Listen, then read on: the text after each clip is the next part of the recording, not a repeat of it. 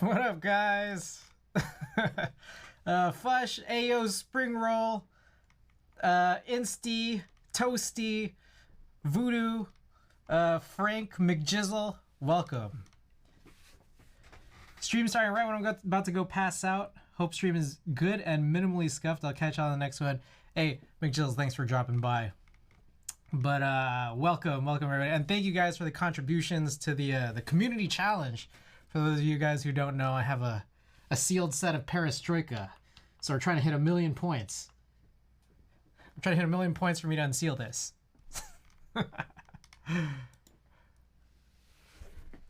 Oh my god!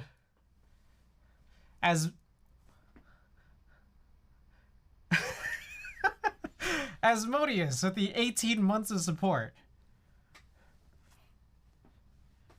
Ayo, oh my goodness, Punkshoe, thank you for the contributions. Is that Angel of Helheim design that made the all-glass Baldur 60 and the new 65% Freya coming soon? Guys, check out the Freya. It's looking real good if you like 65s. But welcome, guys. All right. Also, by the way, a couple things. I gotta redeem this hydrate, and also for anyone who wants to redeem it, we have one package to open tonight.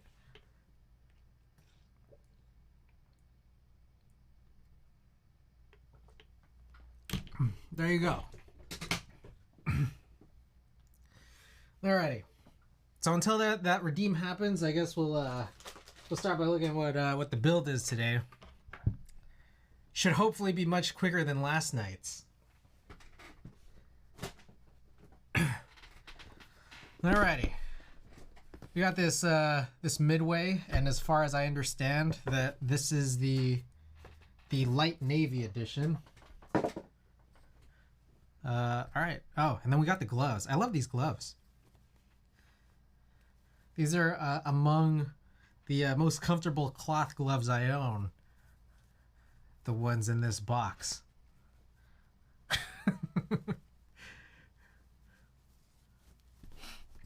Alrighty. So I don't know, you guys tell me, is this navy? Is this deep navy or is this light navy? Because this is like, I don't know, in my opinion, one of the lighter navies I've seen. Is there a group buy for the gloves? I'd love to run one.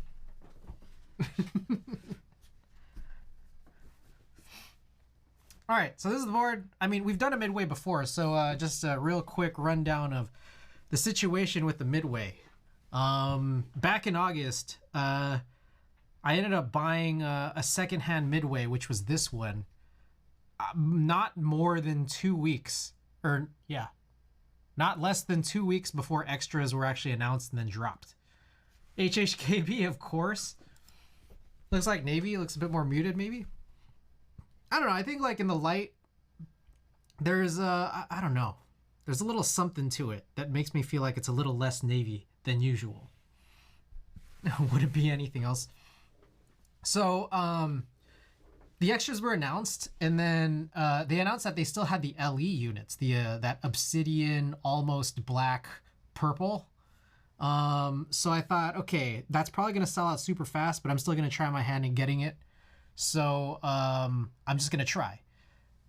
I ended up getting it, and it like sold out like a second after I was able to check out and confirm. So now I have two Midways, and I built the other one first, that LE. And I've been trying to figure out what to do with this one. So I think my plan is I'm going to build this, and then, I don't know, maybe eventually at some point if anybody wants to buy it, you know, we'll see what happens. I might end up putting this up for sale. But for now, I do like the color. I mean, that's why I bought this one beforehand, at least at first. Yeah, pretty cool. Bitter Seeds. Thank you for the 18 months. Yeah, we've been streaming a lot. This is my 6th stream in 7 days. I just got to keep the train rolling, guys. We got a lot of builds. But Bitter Seeds, thank you for 18 months. 18 months of support. Oh my goodness. Thank you, thank you. Okay. So, a couple of things. I have here 2 PCBs and 2 plates still available. I believe one of them is full alu and the other one is full PC, or actually POM maybe? Maybe I should just look it up instead of guessing.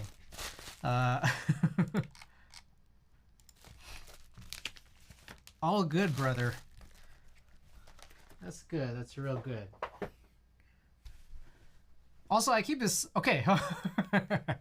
Interesting thing about this. If you look up here in this corner, I have a sub counter. This sub counter has largely been unexplained. Why I've just kept it here. For one, it used to be that I forgot to take it off. Then two was me trying to figure out how to get the counter to actually count what I want it to, which is not just new subs, which seems to be what like Twitch and all these other services like push for actually showing on this counter, but also renewed subs. Alex Zotos, thank you so much for 1 month. 1 month of support, that tier 1 sub. I appreciate that. All right, so this counter is going up and I appreciate that, guys. So I think the goal is that every time I hit some kind of milestone, we'll run like a giveaway that isn't complete junk. For those of you who don't know, for those of you tuning in for the first time, I usually run these giveaways, but they're typically things that I would have otherwise thrown away, and also stream stickers. So, okay, so I think this is a palm plate. So we're gonna run a poll real quick for which plate to run, as long as I can figure out what this plate is. So let me check it out and just be sure.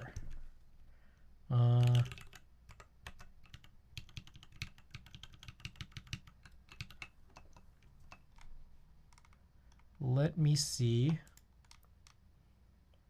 I think this is PC. All right, this is a PC plate. Arigato Roboto, welcome. Welcome back. Oh, we're looking at HHKBs? We absolutely are, as we usually do. Okay, which plate for the midway?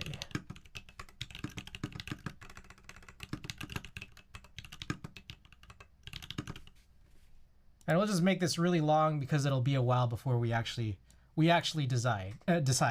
So by the way, we also have 1 package to redeem. If anyone wants to redeem a package opening, there's exactly 1 package tonight.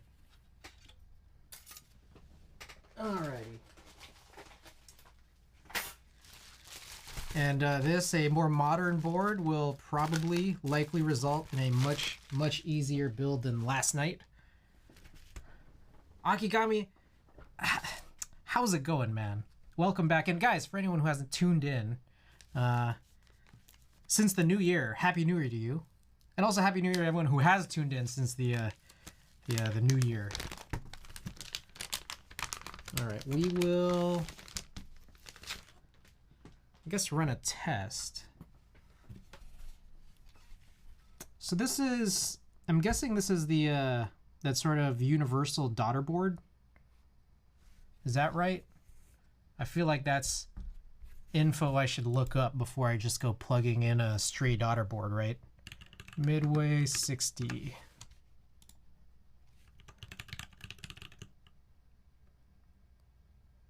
AI03 styled daughter board, center USB, designed by FJ Labs. I don't know if it is. Oh, Fush redeemed the package opening. All right, 1 package, super simple, stupidly simple package.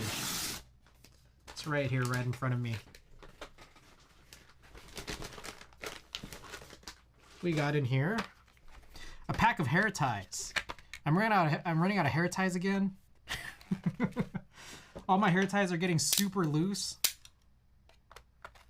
I think the one that's up on me right now might be the last one that isn't completely have the elastic, like, just totally warped and out of shape.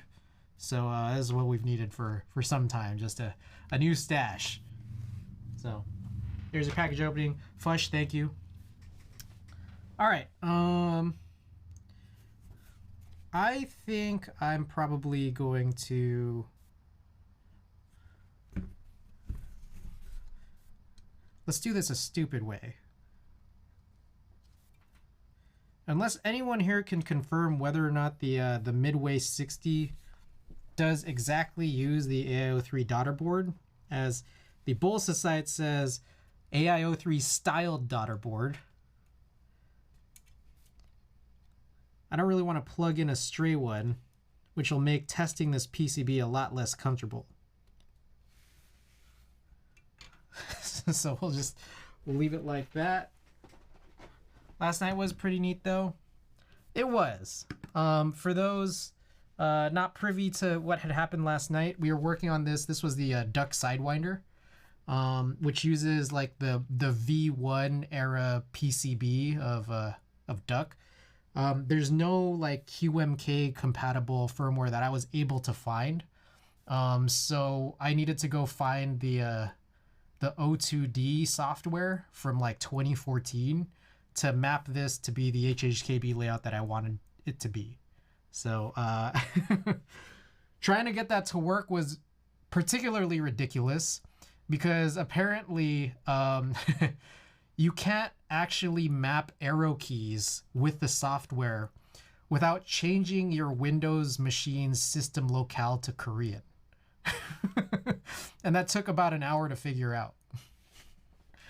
That was definitely something.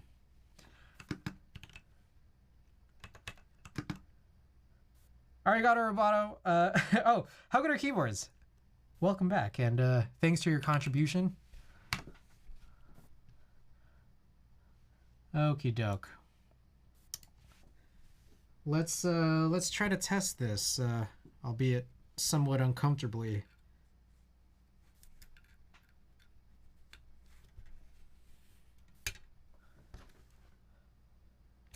Bitter Seeds, also thank you for your contribution. All right, you got to hydrate and a stretch.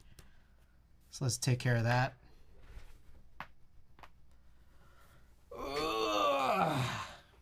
All righty.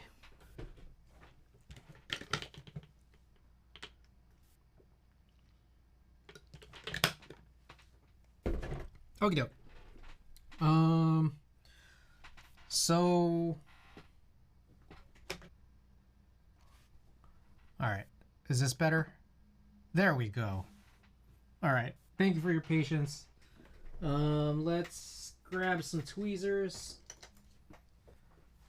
So it looks like midway60 PCB is in fact compatible with desktop VIA. It's just old enough. So let's remap this how we usually like to. Excuse me. Everything looks pretty good. Oh, layouts. Bottom row, 7U.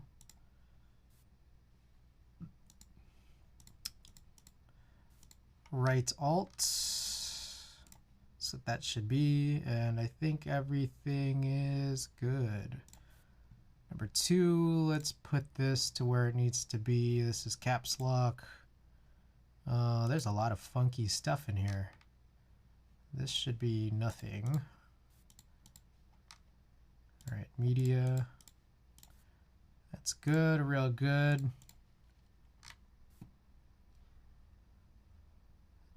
This will be home, page up, and page down. There's this NKRO. That's crazy. All right, I'll otherwise leave a lot of this stuff here. We don't really need any of this, but I'll map to what it normally is on HHKB, and then whatever was here from the Midway being mapped, I'll just leave it there. This should be minus. That's supposed to be a plus. That's supposed to be print screen, but and this should be nothing as well. 2-1. Welcome back. Happy New Year.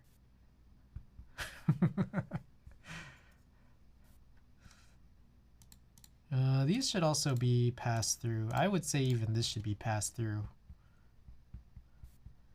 Okie doke. A new year? Yes, Happy New Year. I think Happy New Year is probably a saying that is actually kind of valid all year. It was newer than the previous one.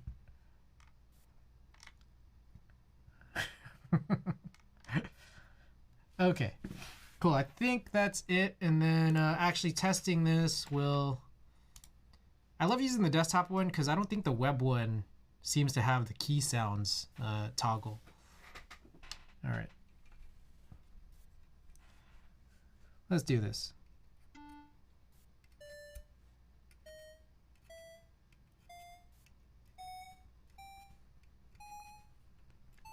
Also, the storm here has been pretty crazy. I apologize last night for the big unexpected intermission when the storm kind of went wild. It also went wild in the middle of this afternoon. It's crazy. Like one moment it'll literally be sunny, and then the next moment the rain is being blown by the wind almost horizontally. It started hailing today too at some point. It was like hailing for about, I don't know, I want to say 20 minutes. That's kind of nuts. What's the point of having the NKRO button? I have no clue. It was already there. We could find out. Let's find out once we build it.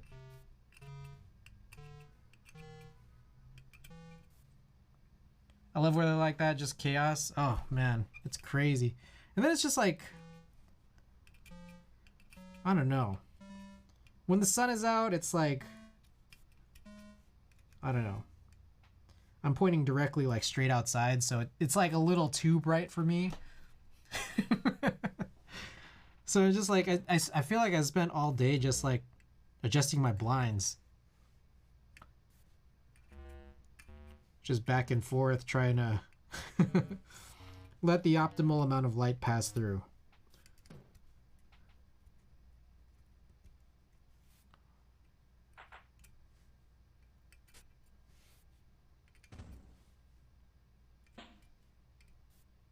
I guess that would be this one. Okay, I think we are good. Everything seems to check out just as we expect. So we're good there. Did you hear that one huge thunder last night? Was that really, really late? Oh, it looks like Alu won. All right, we'll run Alu. I think last time we ran half Alu with, I think they were just a JWK linear recolor that I spring swapped. Please find out. I too am curious. All right, we'll find out once we build this. I was looking at the radar, and apparently the storm hitting in the early AM had a lot of lightning attached to it, so maybe thunder and lightning plus tomorrow. Ooh. Ooh. Yeah, the huge thunder. I was up pretty late last night. I stupidly stay up late every night. But I kind of vaguely recall if it was the one that was really, really late.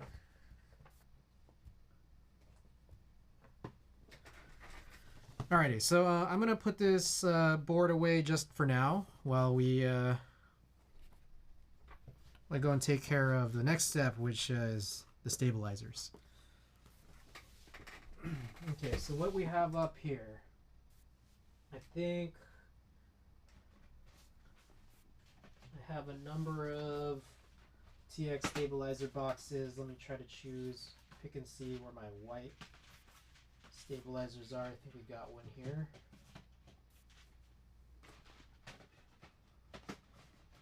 As I recall, this is a 1.6 millimeter PCB. Is that right?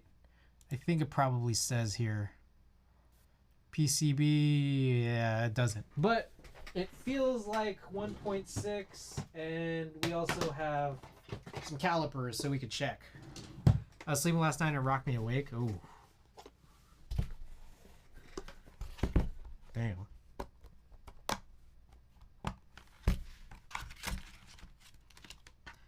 I took like a quick 15-20 minute nap earlier, and I think I had a nightmare.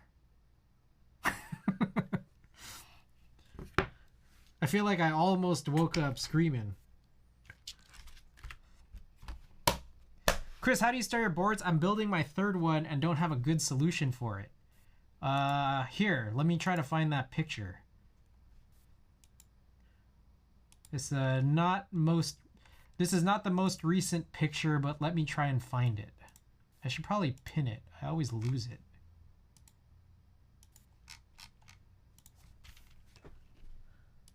One second. Damn. Every single time, it's like I don't have a keyboard plugged in, and I just start typing. I think it's keyboards general has image.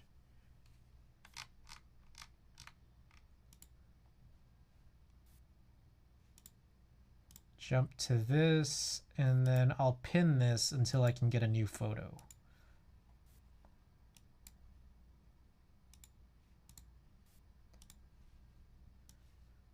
Okay. This is roughly how I've stored my keyboards.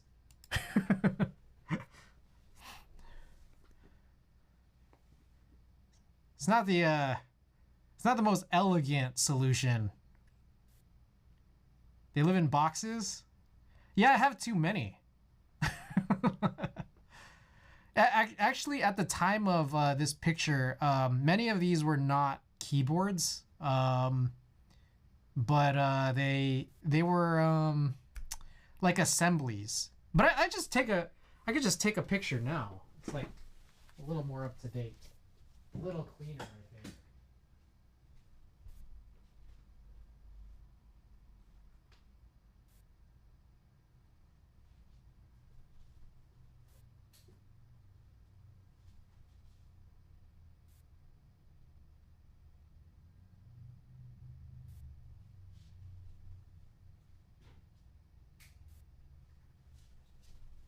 Yeah, I don't know why I didn't just do this in the first place.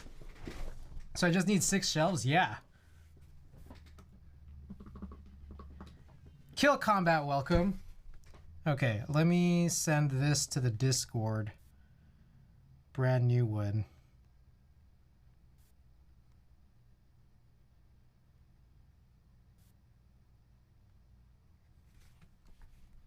At about 60 on display, and they started to spill over onto random desks throughout the house. It seems much more practical. Yeah, I mean, like I have one keyboard stand behind me, but it's like I always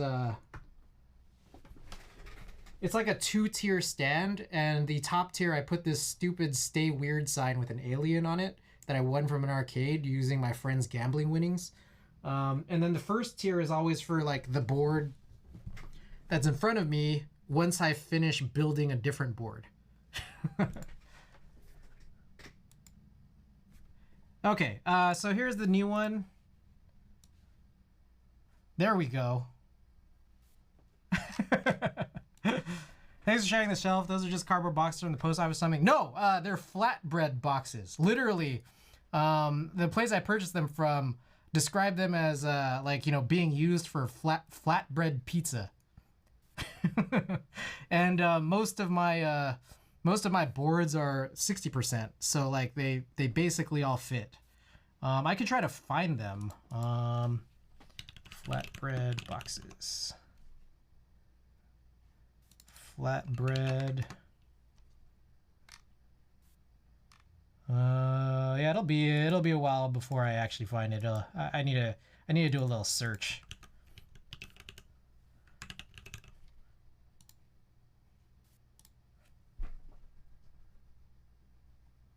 Aha, okay, it was called Supply It All. Supply It All.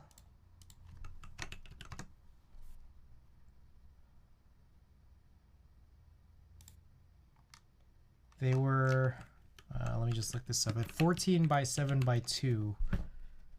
Here we go, I found it. I'm not sure, okay, it still loads. There it is.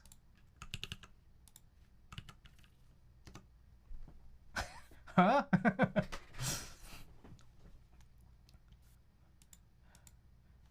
It's listed under pizza box stacks. Right there.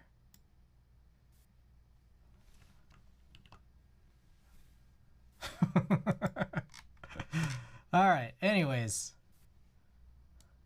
I don't know how to explain it. They kind of, there's no like tab locking on them. They just kind of close like a pizza box. So that's what I use, at least for now. I've been trying to build up a small collection of those like those zip bags, but like those cost a lot to ship. I mean, they cost a lot in general, and then like on top of that, shipping's kind of a bummer, you know. All right, so it was a 1.6 millimeter PCB.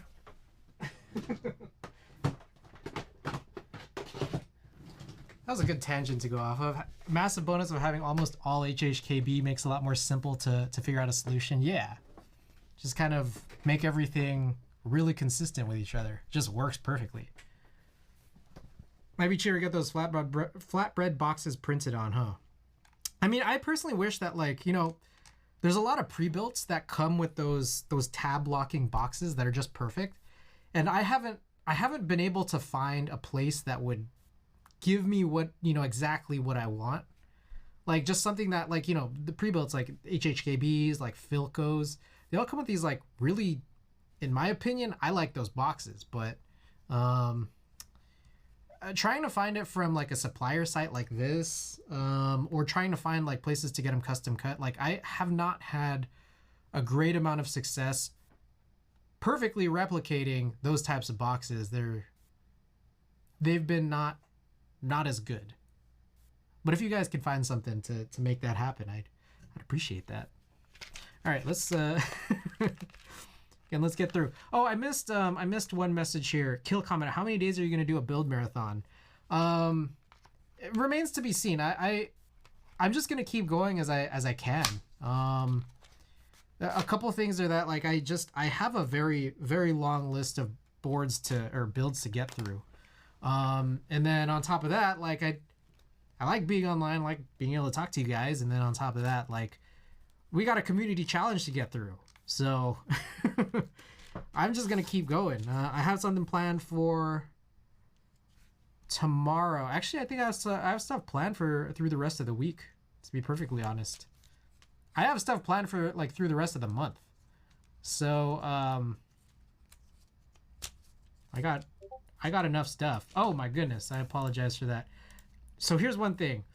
When you're in streamer mode on Discord, you can't search by name. And I was trying to search for my own messages in my Discord server, so I had to like disable streamer mode. I forgot to put it back on, so apologies for any confusion on that sound. He likes this. All right. You know what?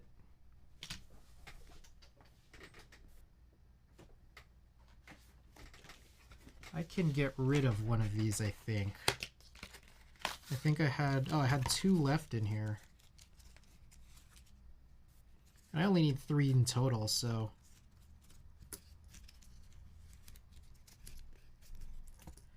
Okie doke, so I can toss this.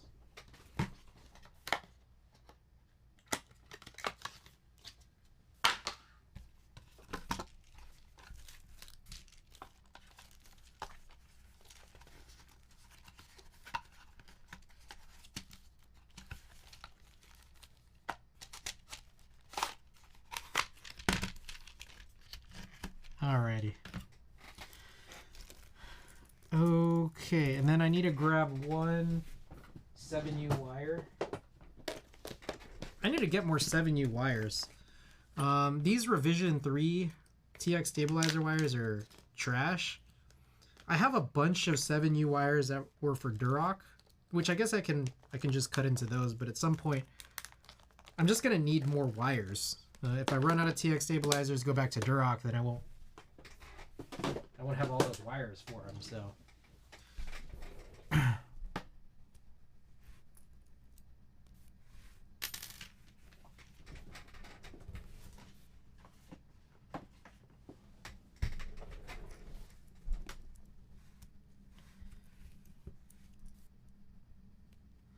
Oh, you know what I should do? I should grab a beater mat. I'm gonna do that really quickly just so that I don't mess this one up. See one right there. I think we were just using this one a couple days ago.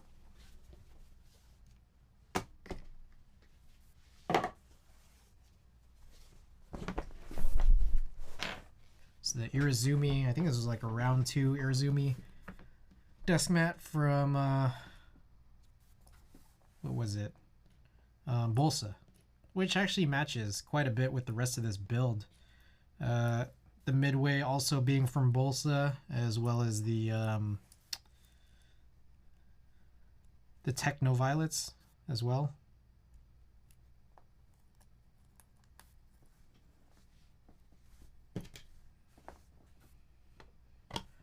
All right, a couple brushes that we'll need.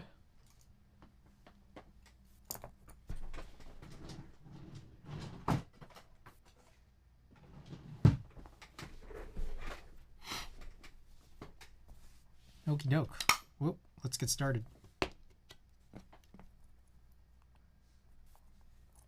Who is that? Keeks M. Reed. I hope I broke that up properly. Thanks for the follow. Appreciate it. And welcome. Welcome and also Happy New Year.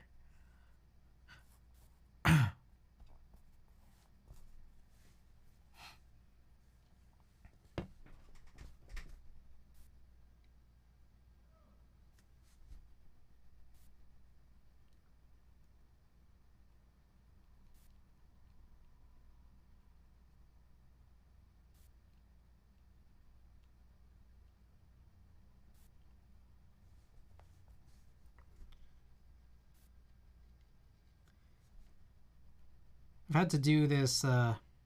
These storms have been kind of bad. This has been going on for some time. Obviously, if you guys might be keeping up with what's going on in California, there's all these crazy storms. Just even both Southern California and Northern California. I gotten back from Vegas and I was worried coming back. I'd seen that there were some crazy floods going towards San Francisco, but fortunately, where I am has appeared to be somewhat unscathed. But I've been noticing that it's been like kind of hitting my internet connection pretty badly to the point where it's like last Thursday I wanted to stream. I didn't feel comfortable, having a reliable connection to get on. And then a couple of these last couple streams, I think when we were doing the Live Oak, and then even more noticeably last night, I had these connection cutouts. So one thing is I still like getting my VODs up onto YouTube, and another silly thing is I like keeping my streams 6 hours or less, which we hit sometimes. Because the YouTube editor, when you're exporting directly from Twitch to YouTube, I'm not sure if it's still like this, but it previously would not let you edit VODs or edit videos that were over 6 hours long. So I'd always try to cut off my streams under 6 hours. But when I can't string together, like when I have to string together like multiple VODs because of a disconnect or something, I'd have to do it manually anyways. And so whole purpose of this this anecdote here is because I put out one YouTube video in August, and I've just always been intending to put out more, and I've been really just meaning to. I've been really intending to, but I keep procrastinating, as I did with that first one. That one took like a year for me to get out. It's just a type test. But if I have to go and string together two cutoff VODs, it's like I'm opening up the video editing software anyways. And I think that's my first step into getting comfortable going back to trying to produce something that would resemble YouTube content. Real YouTube content. And I think it's even helped more so. I finally set up a Synology disk station, a NAS, just so I could have more storage and more reliable storage, because everything I own right now just has like kind of small amounts of storage. And Thixius, Thank you for the 18 months. There's a lot of people in here with 18 months of subs. And I appreciate it. And welcome, guys. Alala, welcome back. Have you tried streaming on YouTube? I have not. I've not tried it. I don't know. I I could try. I just I don't know 100% that a Twitch streamer, how do I put this? Streaming on YouTube for someone like me, who's like a relatively small niche creator, is like the most effective thing. What I'm just picturing, I haven't tried it, but what I'm just picturing is that like if I were to just try it, say like tomorrow or next week, whatever, I don't know who would actually show up. So like I think it's just it's a very weird platform for a guy like me of you know, of my size. So it's too damn hard to find random streams on YouTube. Yeah, I think that's a hard part too, is discovery. It's probably going to be a bit easier for creators who are just at least a little bit bigger than I am, I think. And we've seen some keyboard streamers, like, you know, dabble in both, and you know, to some relatively good success, I think. I just don't know if that would be the right move for me. Obviously, I mean, I guess it's worth a shot. Like, I always just could. All right. Let's do these BDZ wires.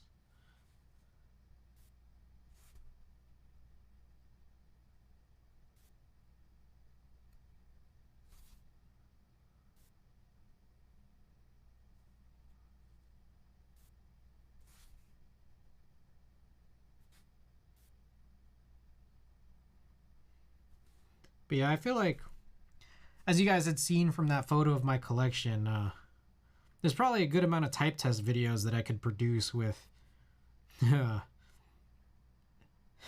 very, very little effort. Yet somehow I'm still not even putting that amount.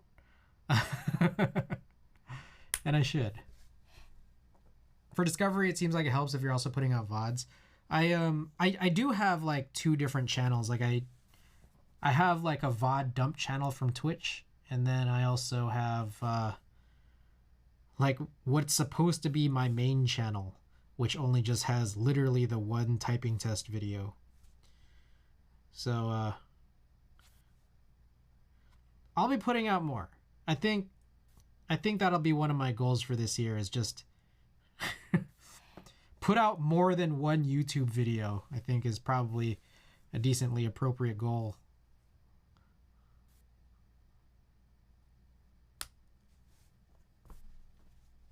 Find type tests to be soothing. I think they're cool. They're, again, like I what I think is interesting is that like they aren't really the I personally don't see them as something that is particularly high effort. Yet like I don't know, even just from my perspective, I like watching them. Like, they're good content. So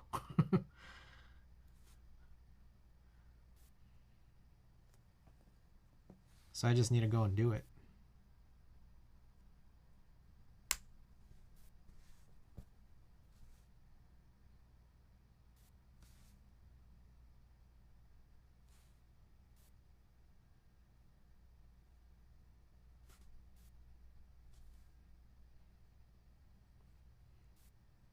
I feel like I'm gaining massive speed on these stabilizers. The machine is learning.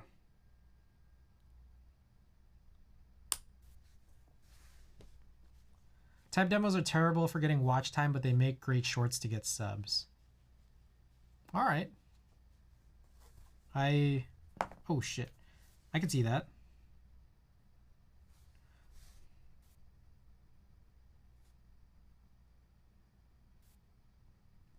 So you think that, so is it is it your belief that type test videos should instead be formed as like shorts, like YouTube shorts? Because I really like, personally, I really like those type test channels where like the tests are not, they're not short format. Like I like them, but I can understand that they're probably like those don't gain a lot of like great traction. As I can kind of understand. Bitter Seeds, have a great rest of the stream. Got to crash. Right on. Hey, thanks for hopping on.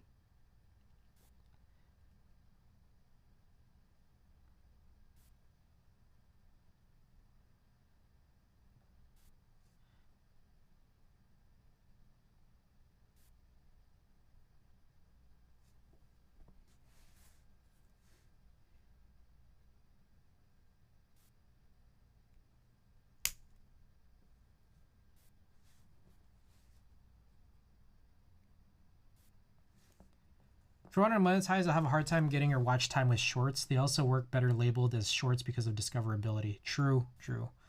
I can see Chris doing TikTok. I've never pictured myself, like I've always pictured myself doing like those like 1 to 2 minute type tests as non-short form content, like as listed on the channel and as formatted for it. But I don't know. I guess there's a lot to explore that I still haven't done yet.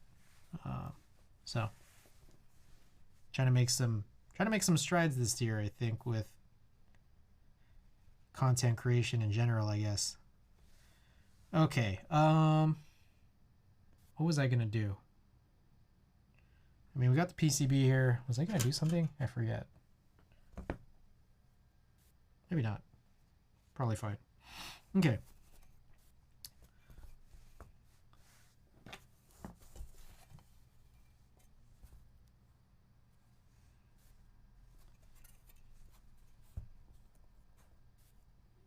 All right, let's get these stabilizers on. What I always try to aim for, I think I did a really good job last night with this Sidewinder, is trying to get these stabilizers into the PCB with minimal BDZ getting all over my hands and all over the rest of the PCB. I seem to already be doing a worse job today than yesterday, but we're still doing okay. Does that PCB have golf trim? Golf trim? You mean gold trim? I got really confused for a second. Yeah, it looks like it does. Like the side of the PCB is like gold, huh? That's pretty cool.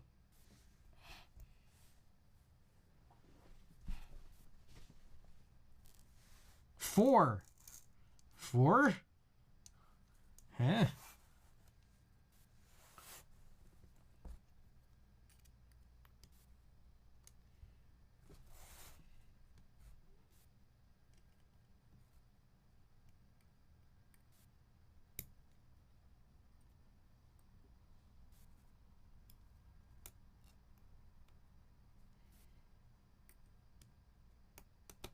All right. Doing all right. Oh, wait a second. You know what I didn't check was making sure that all these wires made it into the inserts. So I think this one did.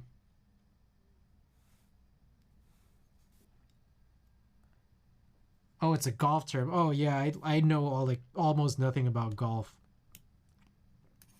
There was a point where there used to be like a golf, I think it was called a Golfsmith, like in downtown San Francisco, and I just dropped by one day and like they had like $7 clubs, like $7 drivers for lefties, because like I don't know, I guess there's not a huge market. There's not as big a market for left-handed clubs as there are for other hands.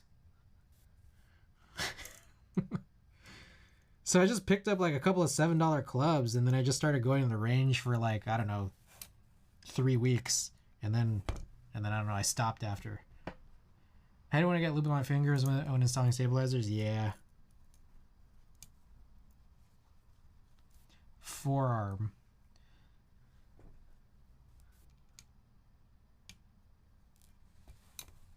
God dang. All right, this one. Hold on, let me just check this first. Looks like everything's good.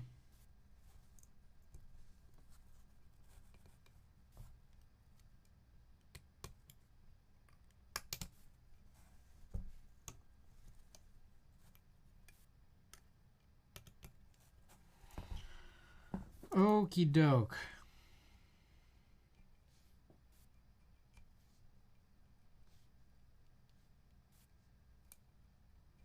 I think we're good, but I kind of want to re-release this one and just check it out just to be 100% certain.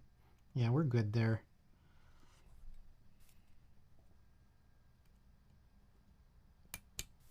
Okay, and then now it's time for some shims.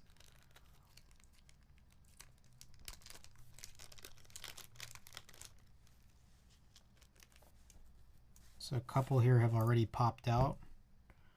Might as well just use these. All right, barring anything incredibly stupid, I'm kind of predicting this to be a relatively quick build. I think we can do this in under 2 hours. So if that's the case, we don't need to run a prediction on it or anything, but if that's the case, we got some games to play. We got some monkey type, but then we can also get in some Flappy Bird typing tutor and some typing tutor 5 letter invaders. So long as this stream doesn't turn out to be like last night's.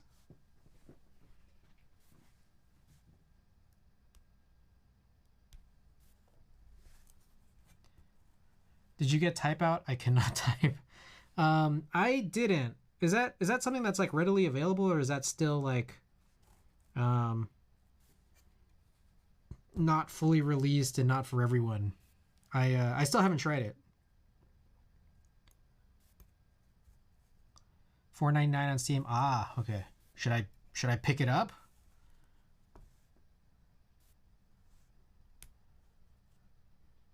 What do you think? Is it a cop? Don't know if it works on a Mac. I have a PC. I could run it. If anything, if it doesn't work on Mac or not available there, I can download it on this PC.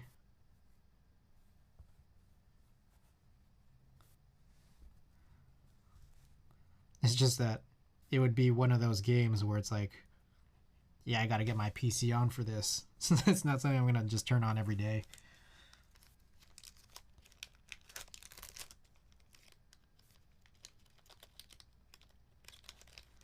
Okay, we got all of them in.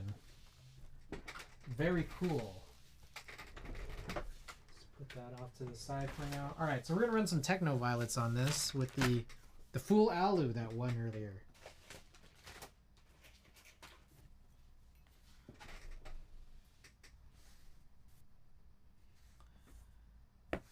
I'm gonna grab a series of plate forks again. You guys know we like plate forks. And then I also need to put in a heavier space spring. And what's it gonna be? Let's take a look. There's Prevail 3-stage 63.5 gram springs. And I'm wondering what to do for the space bar for these. Let's find out. Let's crack one of these open, compare this to a 78. This is where it gets like a little spicy, right? Like there's not enough springs that I'd like to make into like sort of a heavier weight that are out there. And I'm gonna have this common complaint on many streams moving forward. Just being able to do this. So let's compare this 63.5 Prevail 3-stage to a 78 gram slow 2. You can see that it's pretty short.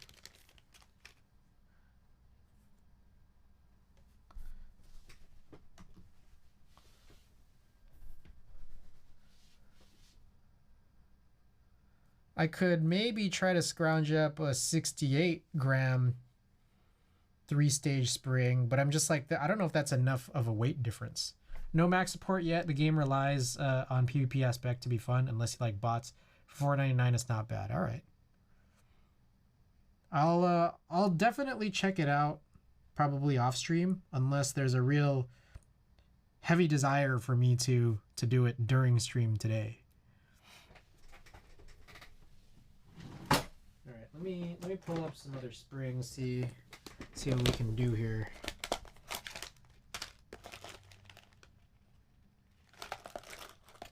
I wonder how that. I think this is the 68 slow 5.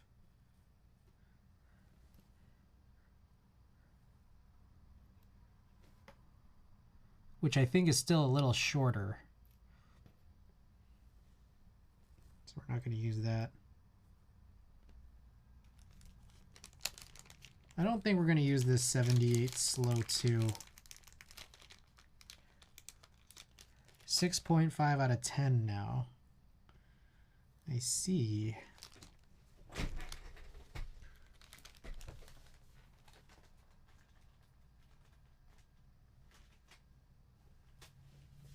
Hey, shouts out to Novel Keys, by the way. We love Novel Keys.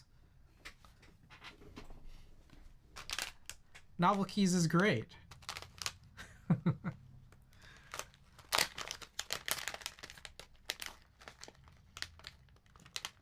All right, this is 3-stage 68.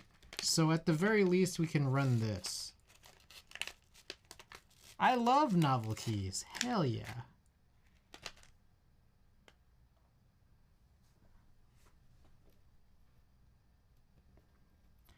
Okay, I'm thinking of running this 68 slow 3 for the space bar, and then let's just hope that it works well. I don't remember what I did the last time I did a 63.5 3-stage for the space bar. I'm trying to recall. I think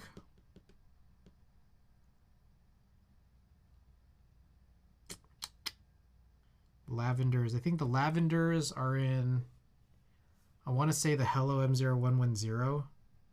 So I might have done it then. It's just hard to remember. All right. Let me look for my more recent favorite tool that I got, which I'm curious where I placed it. Oh, it's right here. Oh, Joran. Oh, everybody, hold on. I feel like I've missed a bunch here. And I apologize for that.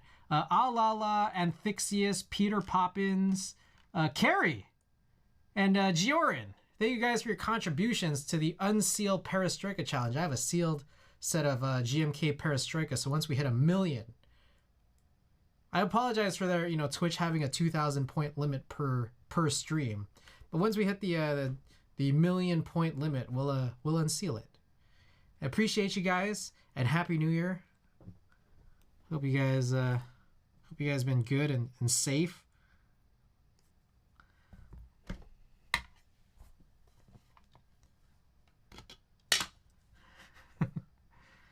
All right.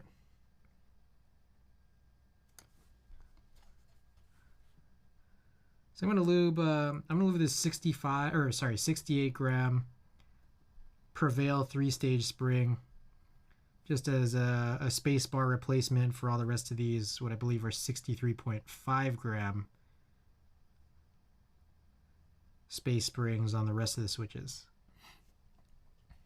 Akigami, thank you as well for your contribution. We got a community challenge going on right now, so again, feel free to get those in. Guys, this is one of my favorite recent tools. This is a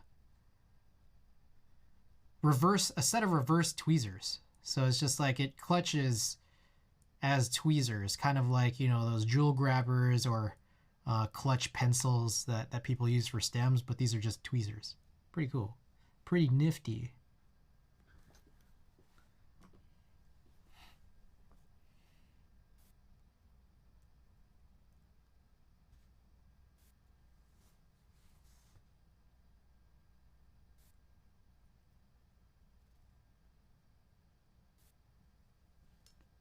If we don't make it, will you never unseal Perestroika? So as I understand, Twitch also has these like 30-day limits on challenges.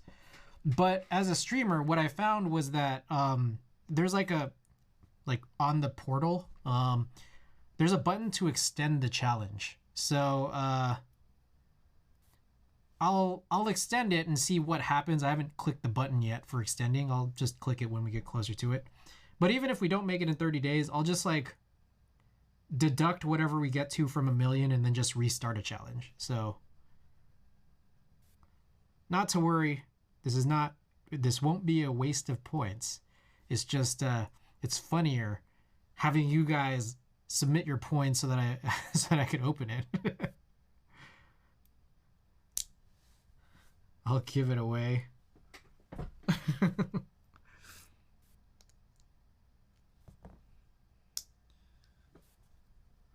All right, let me mark this up with a silver Sharpie just so that we know that this is the spacebar switch. And again, we'll just hope that 68 is enough. I kind of like the idea of if we fail, you never open and use the caps. I think the part that I worry about is that like you need a lot of people with points. And it's like, I don't know how much really like, or how realistic that is. I'm not sure. Like, I don't know. Again, I'd have to stream every day, I think, or nearly every day, which I will try to do. And I'm pretty available here in the month of January. Okay, so we got that spacebar switch there, but we're gonna try to get all these other guys down here.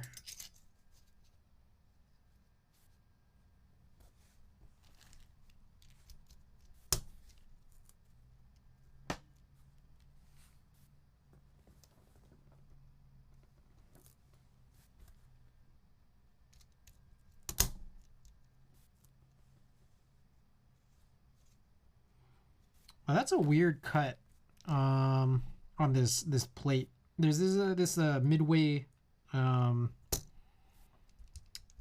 plate. There's like a flex cut above the space bar. Let me see if I can show this a little bit better. There's a flex cut above this space bar with an extra opening here for someone who would potentially want to put a 6.25U space bar. But it's kind of weird how like there's like this shape kind of terminates, because it almost looks like if you didn't necessarily snap on the switch super properly, like it kind of, I don't know if warp is the right word, but it kind of is doing something just a little bit funky.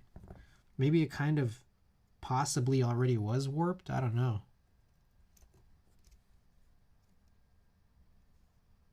That's kind of an interesting thing, but hopefully that'll just be okay.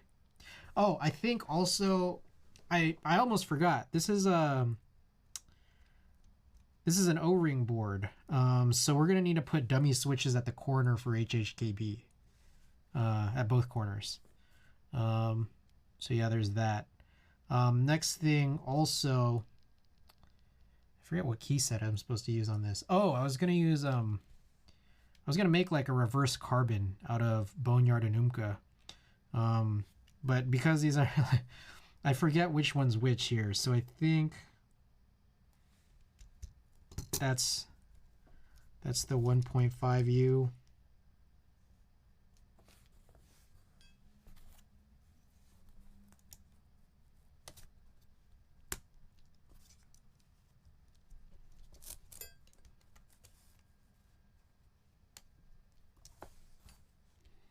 And then if that's 125, the 1U would go there, more left.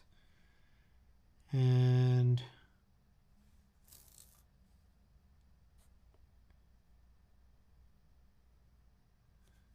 I guess I would just continue there being more left. Okay, cool. I would like to see reverse carbon. Yeah, let's do it.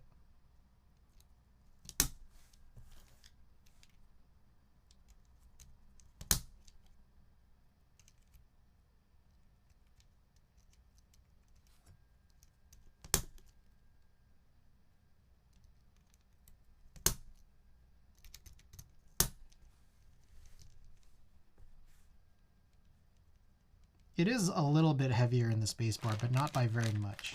So I think what's going to happen is this will work, but it's just the spacebar is going to just be lighter by comparison, compared to other boards where I usually do this spacebar or spring swapping action on.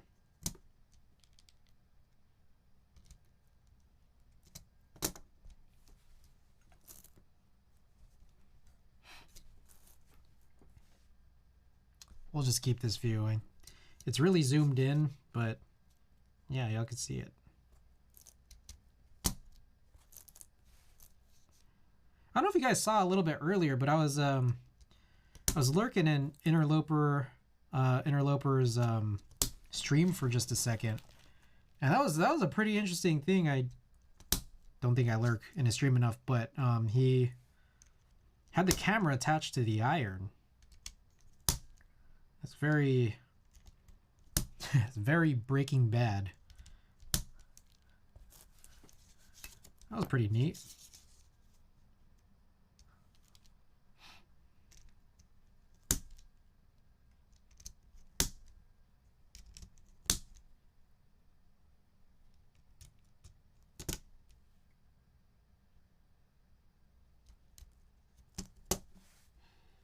All right, let's go back here.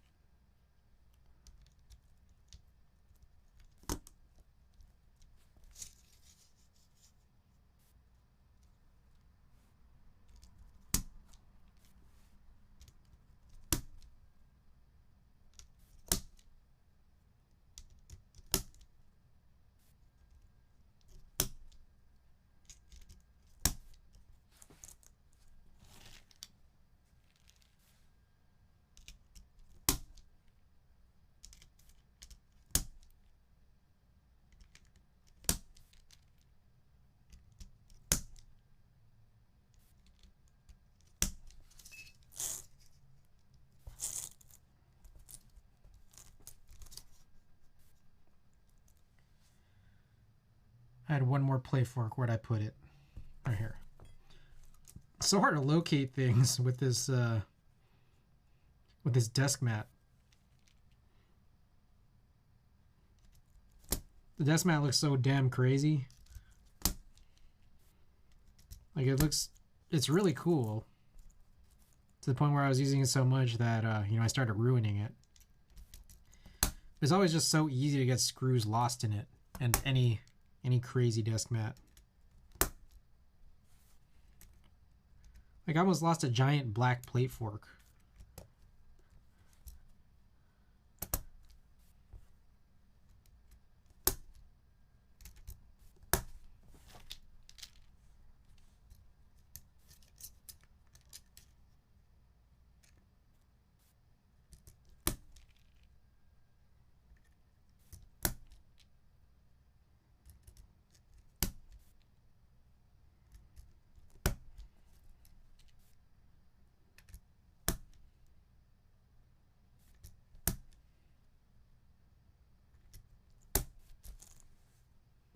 More here. All right, and that should be it.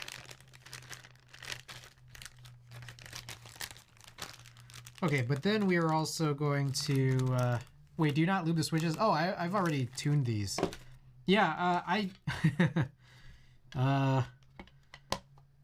I typically, nearly 100% of the time, I won't build without the switches being tuned. So that's one of the reasons why my pacing for builds has historically just been so not this quick. But I've been like stockpiling switches that I've been doing these like sets of switches just off stream.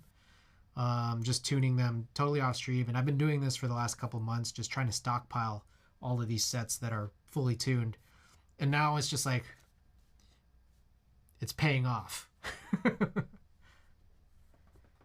Sheesh, the Parastriker Go went from 7 to 10%. Yeah, we've been getting a lot of contributions today. I appreciate it, guys. Appreciate your guys' activity here. Oh, I wanted the... So, for those of you guys who don't know, I got this giant bag of kale bottoms. Courtesy of Kiwi. Mr. Kiwi King. Another one of our favorite vendors here. You know what's cool is that like I could put this in the 1.25 unit position. Kiwi King did a small private group buy for I want to say it was Kale Blacks, like a long time ago. Kale Black switches. Maybe almost 2 years ago. And a lot of the people who participated in this buy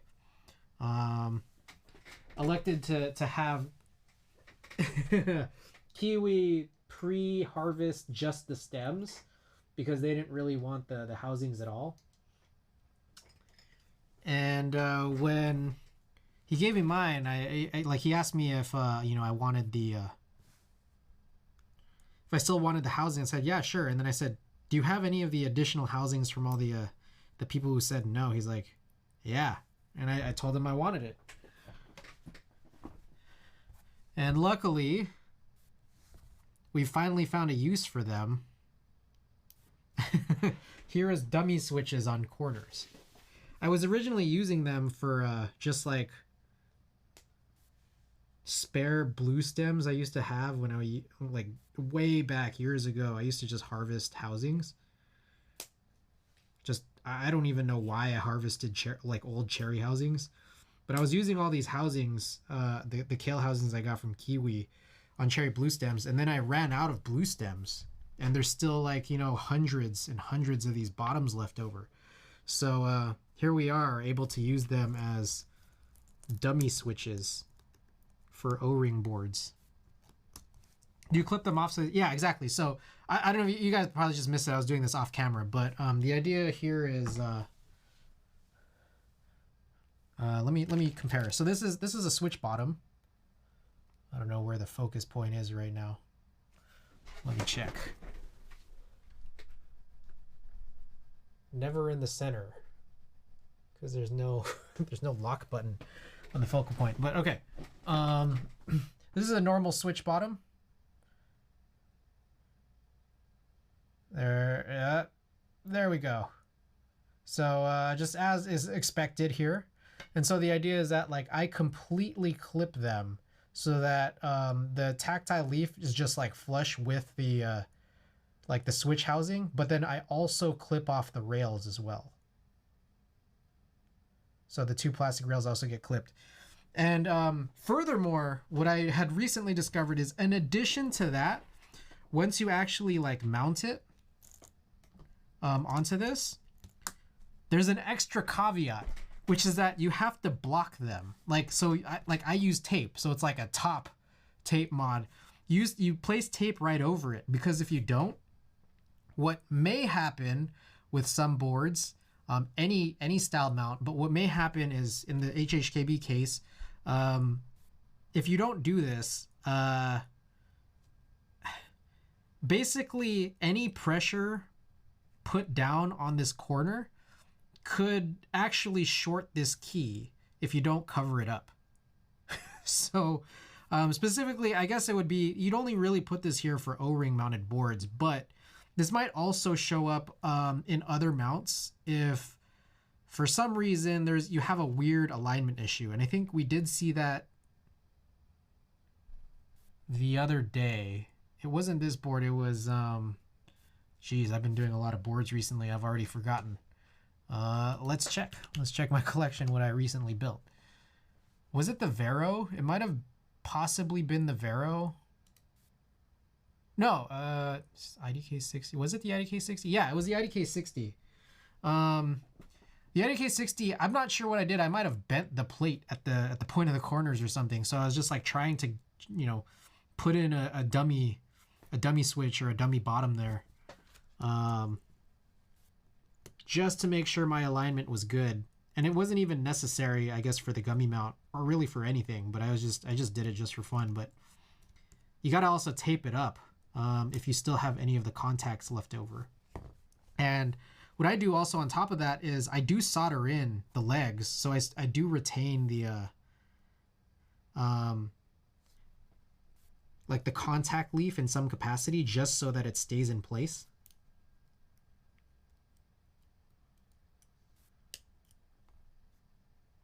The things we do for HHKB, right? It's important.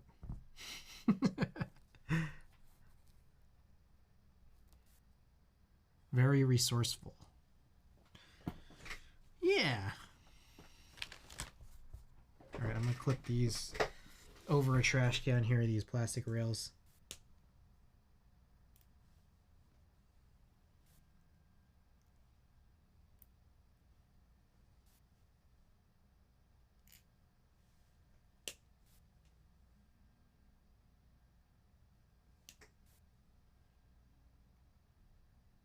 Okay, I think we're good. Again, it's an interesting thing. I'll put them at the 1.25 unit position just so that, like, the idea here is, I got all these plate forks in there. The O-ring, so without doing this on an O-ring board, your O-ring is going to end up like curving in at the corners. But then there's also the PCB allows for both 1.25U and 1.5U. When I put them at the 1.25U, there's even less of a curve compared to that, just by, like, I don't know, just millimeters. But I think I don't know. We're just being thorough. Okay, so everything is in there. I realize I haven't yet tested the actual stabilizers. So I'm going to steal some of these keycaps, just test it out. I should probably instead use the keycaps that I'm going to use. I'll do that. I'm going to go grab the Boneyard and Umka.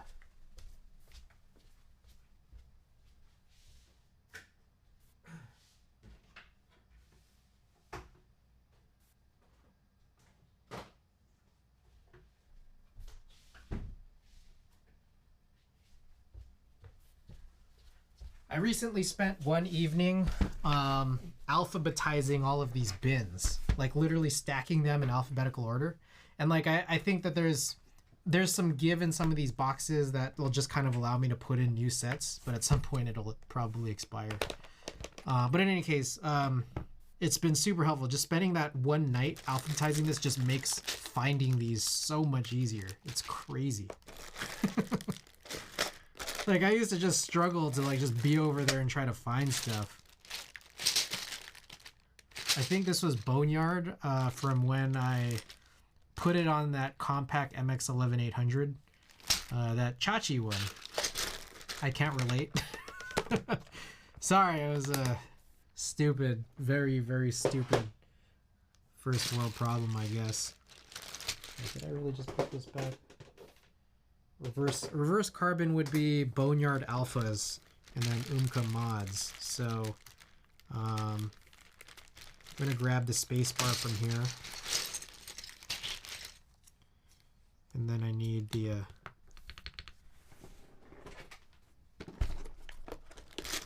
guess we will need to grab this. Shift and enter.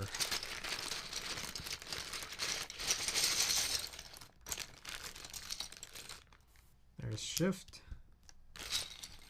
and where's enter? Oh, TY, welcome.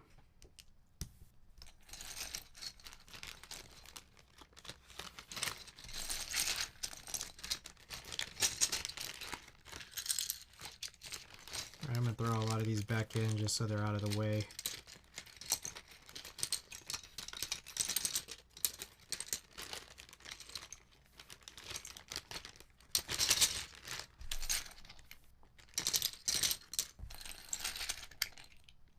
Welcome and Happy New Year.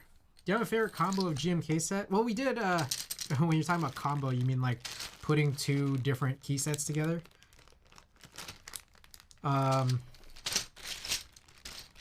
We do, which is, let me see, I think I have a photo of it. just because I don't immediately have it in front of me. So, yeah, two or more. That would be this guy. This is my Honeyboard HB60 with the Aztec teal color with GMK finer things and alpha for the alphas and peach blossom for the mods. So it's like kind of subtly like a Miami sort of, but not really that nighttime look necessarily.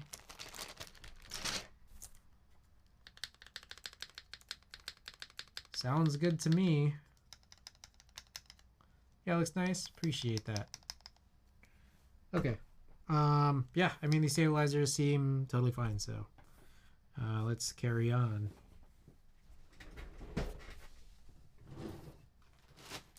Sorry, I got a lot of spare stuff just kind of sitting out here. Let me tidy up a little bit. We're gonna solder, so I'm gonna need to grab all that stuff out too. And we'll move on.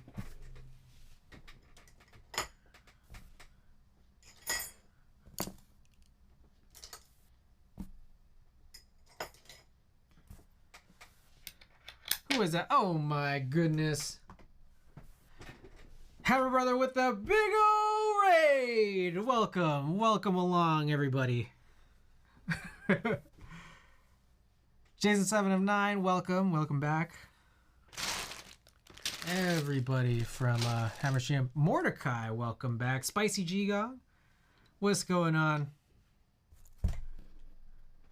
Welcome. Thanks for sticking around Hammer Brother stream and making your way here. Hammer Brother, what were you up to? I saw you were doing some retro, right? Always chill. I love lurking your retro streams. Like when you have the actual Hammer Brother PNG tuber cam. I guess would you call it a cam? I love that. I love your voice going along with the actual Hammer Brother PNG is amazing. I love it. Okay, iron out.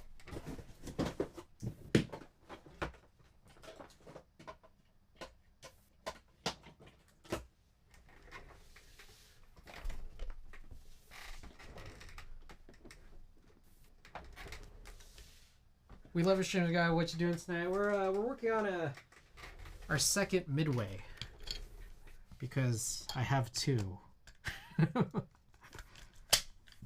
Stupidly have two. We got some Techno Violet switches with Prevail 3-stage 63.5 gram springs. We put in the dummy switches at the corners. So we've just put that all together. Tested the stabilizers. Already at 105,000 points, you'll be opening up Parastrike pretty quick. Oh shit, the switch came out. Yeah, we might be, huh? It's been what? I don't know when we started this. Maybe it was less than 7 days ago. So definitely, if we keep pace. Didn't you just start the challenge? Yeah, I think it was maybe like Friday. We might have done it on Friday. All right, so now it's time to move Miku to uncover these cables. I'm gonna open the window, even though, you know, we're always at risk of a storm here.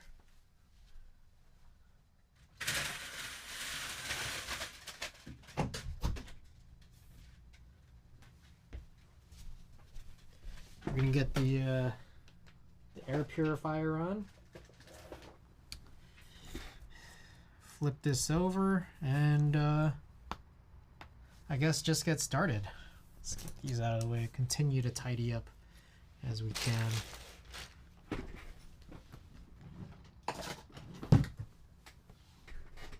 One more thing is the metal sponge. That's what we need. And the glove. We need the glove.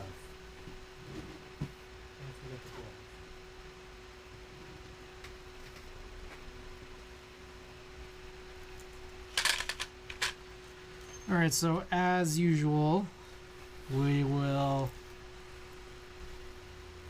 solder in one leg, do the press alignments with heat to the single leg pins that are soldered, and then go from there. Gotta try to actually get some sleep tonight, so gonna head out. Good luck with the rest of the build and have a great night. Hey, Puncture, you too. Thanks so much for dropping by as usual. Always appreciated to have you.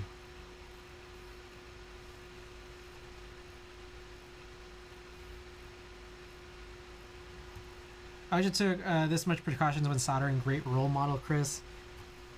I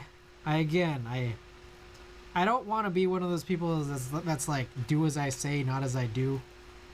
Trying to be somewhat of a good influence here. And at the very least, I mean, I wear one glove just because I want to burn myself.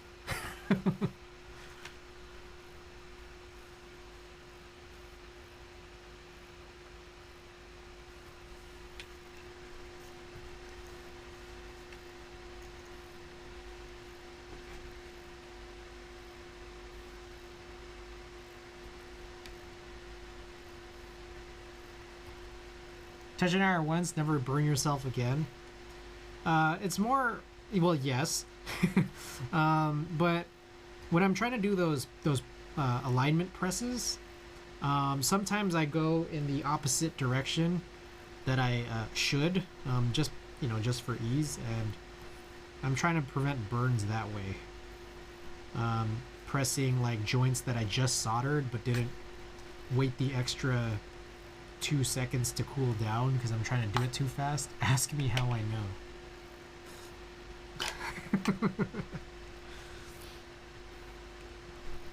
Sounds like we got some trauma here in the building.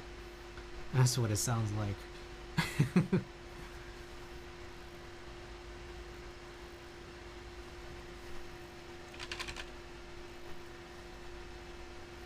How are we on time? We're about an hour and a half in.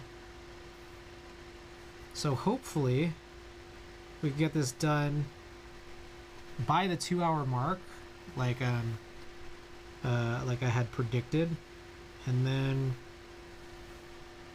we can just chill on that last hour or so doing monkey type and some of those extra stupid ass games. And hey, maybe we'll run a little junk giveaway too.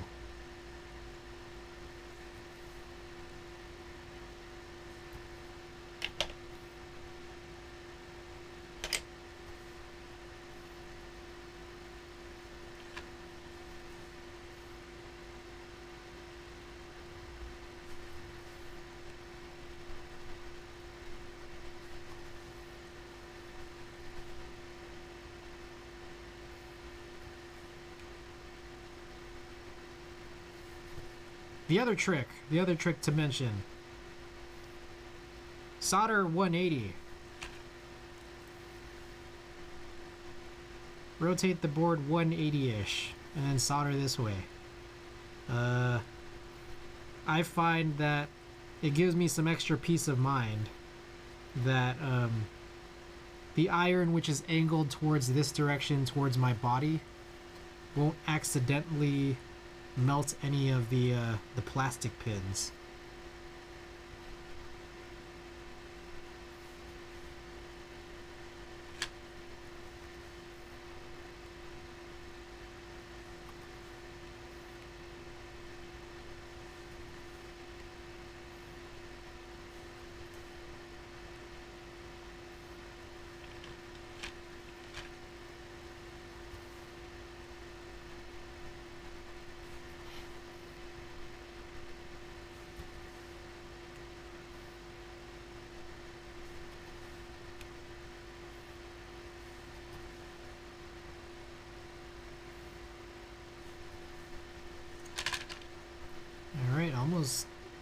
Almost done with this first pass of single legs.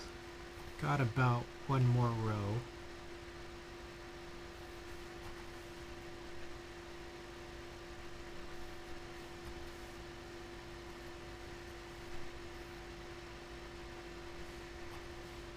That wasn't enough. BRB, hey, you got it.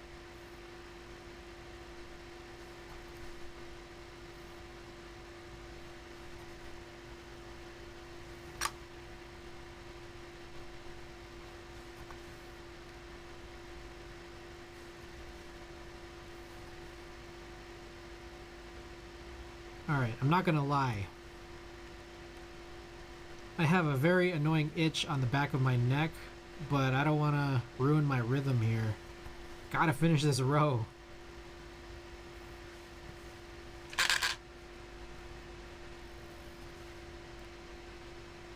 I'm trying to resist.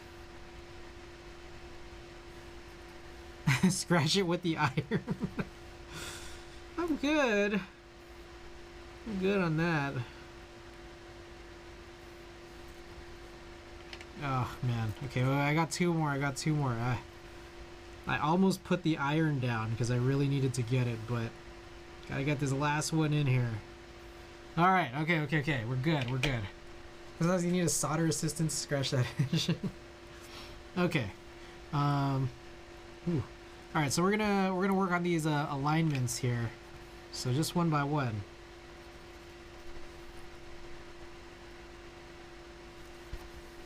So I'm pressing pretty firmly the PCB with my left thumb, and then the switch from the other side with my index finger. Squeezing really tight, and then applying heat to the singular pin that we've just soldered in for every individual switch. And then this will, again, make sure that we have a solid, hopefully consistent alignment of all the switches sitting in both the PCB and the plate.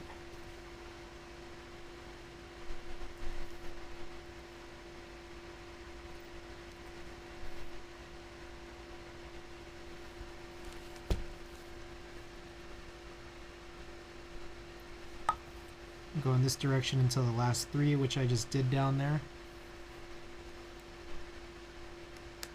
Okay, that one was worth it. I love when one of them is out of alignment and then you can like hear it. You can hear it kind of like click or shift back into place. Hear it and feel it. Makes it all worth it.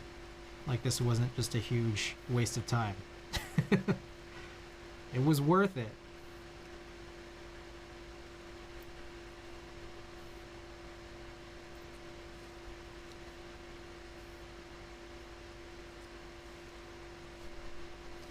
But what was it? Yesterday's build with that stainless steel, that was annoying just because it was already so stiff, but like you could actually tell that there were alignment issues.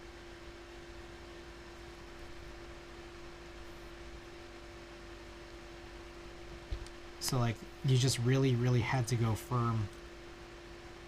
My thumb was aching, man. Alright, I just felt another good one. That one was too.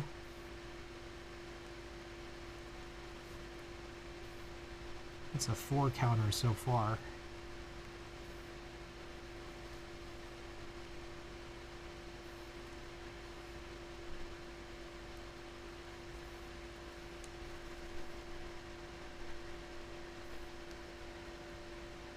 This third one's always so challenging.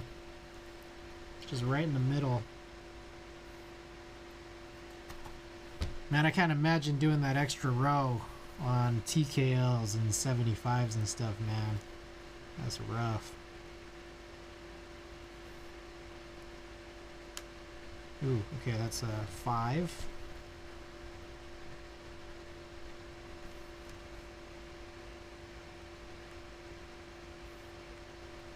That was kind of 6. I'm gonna go from this side now.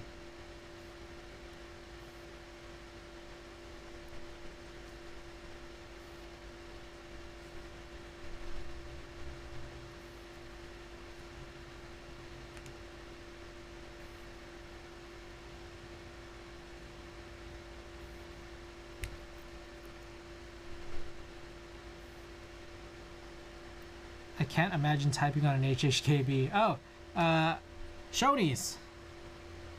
Thanks for the contribution. Appreciate it. We're getting closer. Ooh, that was what, 6 or 7? I think we've basically done all of this. Oh, let me just go through one more pass on these last few here. And then we have one more row. 200k easy next week. I gotta keep up though, that's the thing. I gotta keep up the streaming.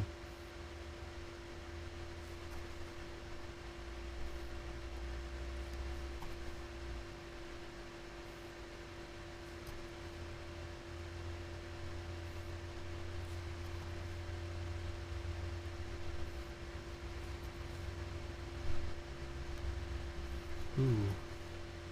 Number 8 or 9, or I don't know where we're at.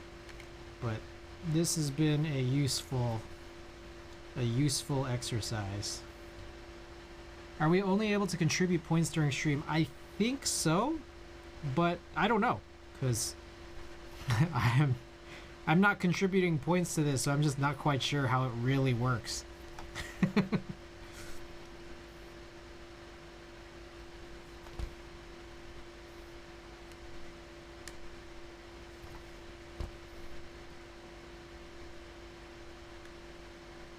Ooh, yeah.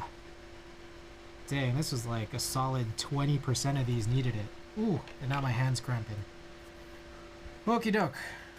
Should be all good with alignments, but let's take a look. Visibly, just check, make sure everything's okay. Does everything sort of look like it lines up so far? Yes. Let's take a look at the side profile. Do all the stems kind of match up? I think they do. Do you clean off the rosin core after soldering? No. I don't know the best way to do it. Like, there was a point where I was taking some 99.9% isopropyl alcohol and a toothbrush, and then I just felt like I was just like, it was funny because I just felt like I was brushing around, but like, you know, all the shit would just kind of stay there. Is there a background story to the whole 1 million for Perestroika? Were you planning to keep it sealed? The background story is that I got a weird, strange sense that there was some desire to have community challenges, maybe in the distant past, and I've always just thought, maybe I should just have some kind of challenge, I don't know what. And then I thought, there's a lot of people in here who have complained about my rewards being too cheap. So then you see people just redeeming all this like stuff, because it's just like they don't have stuff to spend on, because there's a lot of lurkers in here, I think. So I thought, okay, Perestroika, 1 million, there's no really rhyme or reason for there being a million points to it. I was thinking 500k, but then I thought, why not a million? There's a people here with a lot of points. And then to answer the question of was I planning to keep it sealed, I was planning on opening it eventually, but the deeper we get into this challenge, the more I'm gonna say no, I won't open it until we get to the 1,000,000 point goal. Nothing to spend on. That's what vinyl redeems are for. Yeah, but now we also have this too. Spicy Gigong, thanks for the contribution. Same. Yeah. No, it's just like, it's weird because you'll put on the alcohol and you just like brush thinking you're doing something. You're definitely not. I'm definitely not, at least. Okay, let's do all of the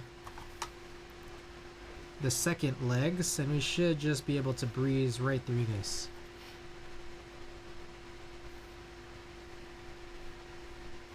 Love the idea. Yeah, thank you. I panicked for a quick second, thinking that like, oh shit, what if they didn't include a gummy O-ring? So I looked over and I realized, yes, they did include a gummy O-ring.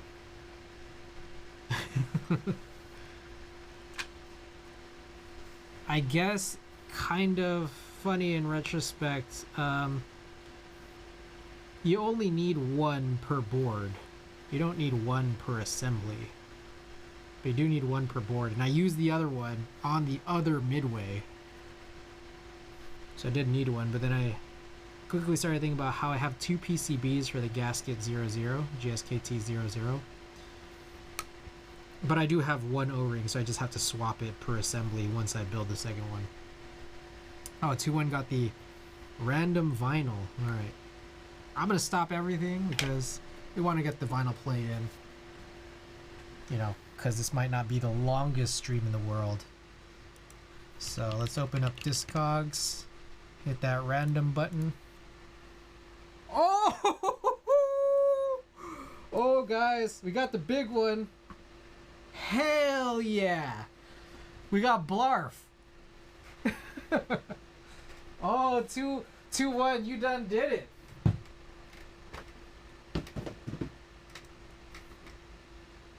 Best album ever created.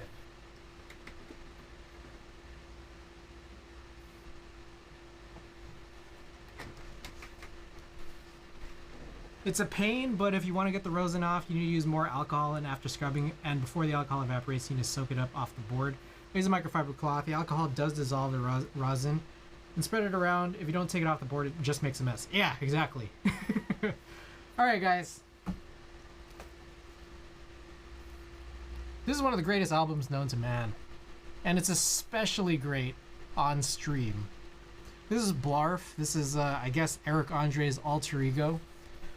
If you look at the page again, take a look at the genre and also the style. Non-music, noise.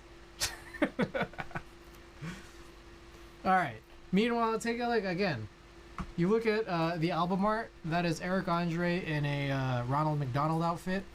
When you turn it around, there is a Pepsi logo at this bottom. This album is brought to you by Pepsi. A warning that is very hard to read. Blarf, which is in sort of a Burger King logo style. And then a barcode that has a phone number in it. And when you go and Google this phone number, or call it, you can call it if you want. But I'll just Google it for now. This is the Wendy's customer service number.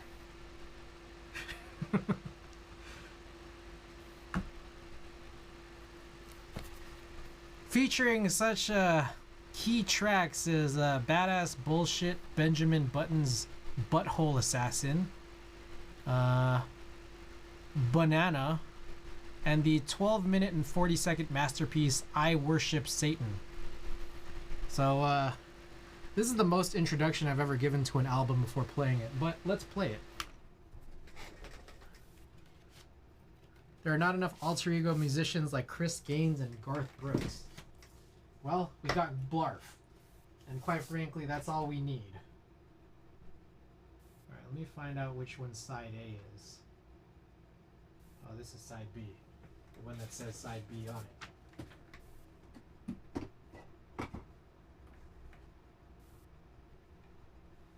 Oh my goodness.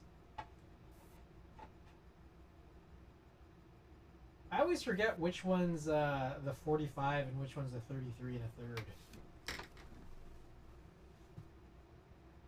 I think the 33 and a third is above here, but I guess we'll find out once we begin playing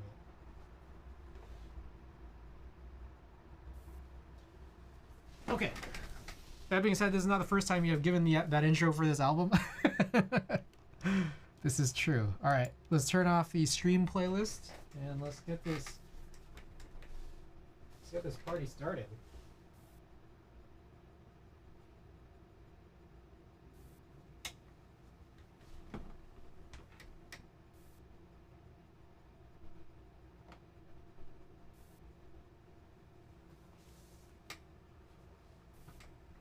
Let me know if you guys can hear it. There it is.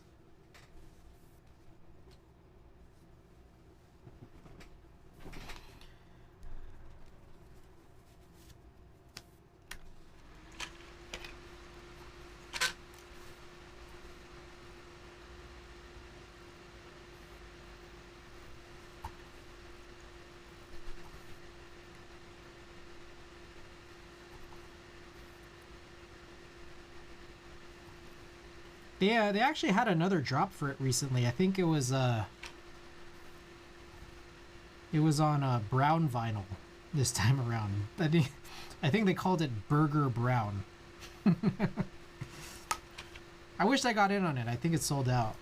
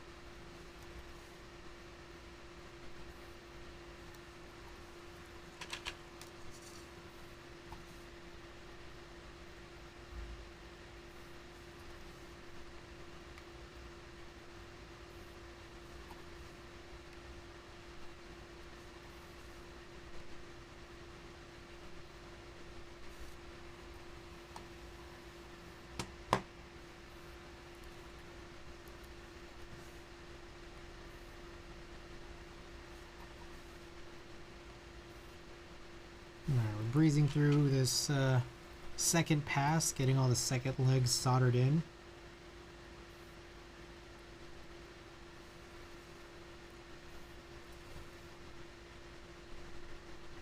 I should find more noise playlists. Noise records.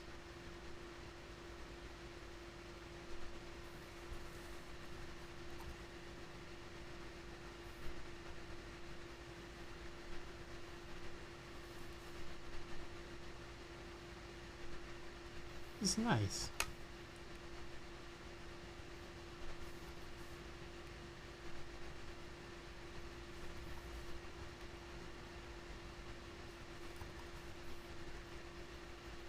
I still don't have a full solution for the whole tape deck situation.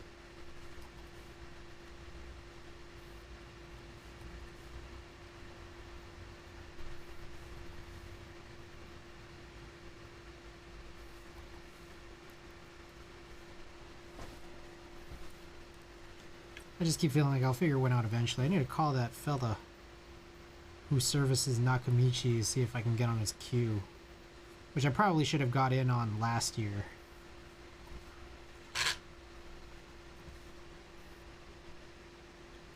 Maybe it'd be done by 2023.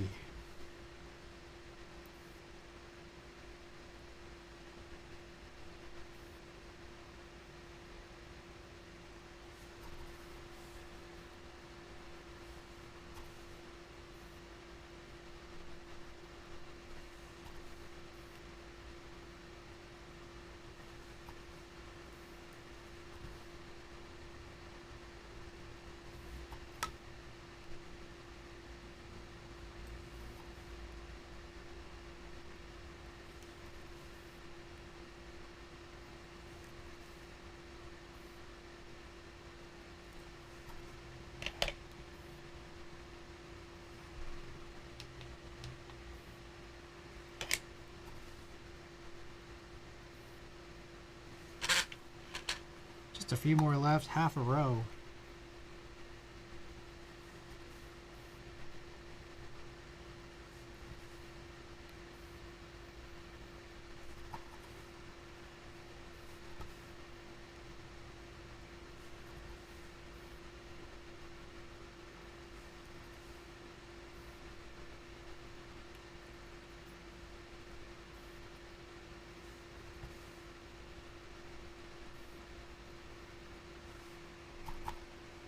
Okay, I think that's it.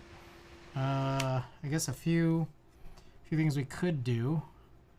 Oh, I never did that thing earlier. I used my eagle eyes.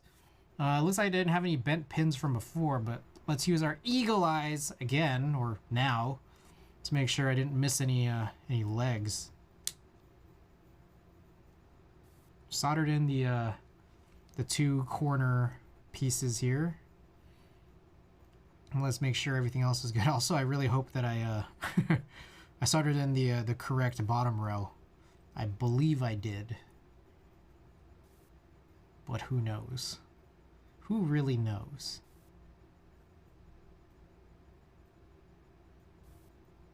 I think we're solid. Okay. So the way for us to find out is to actually plug it in, which is a little hard to do because the daughter board's already installed. And it's installed in kind of a weird way. Like the Midway has a situation where the JST cable channel is nicely hidden. I think, like, in terms of how it was put together, is really nice. It's hidden by the inner weight. Oh, let me clear all this off. I hope that this is it.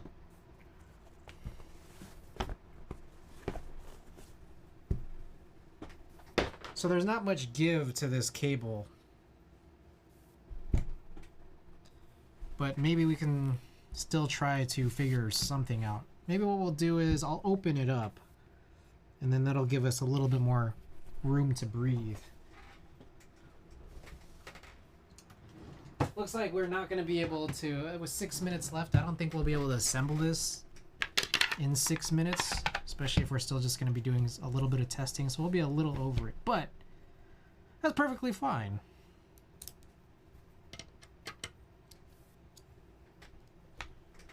Grab a tray for these screws.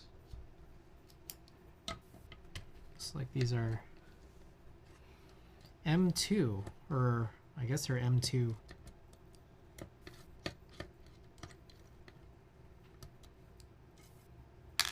Hex.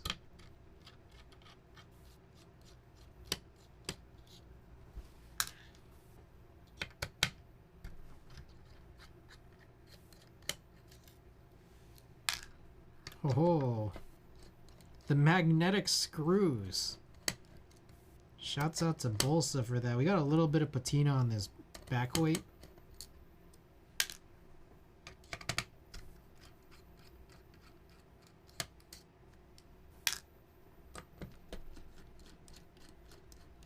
I guess I could turn this off here.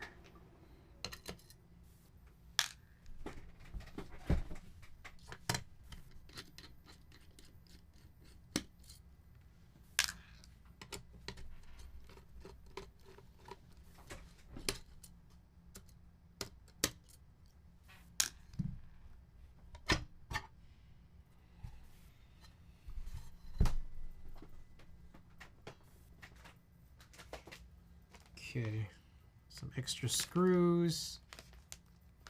Oh, there are gaskets. What are these gaskets for? I forget.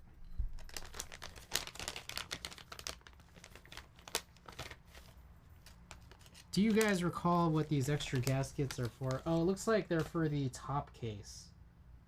And they've already been installed. Okay.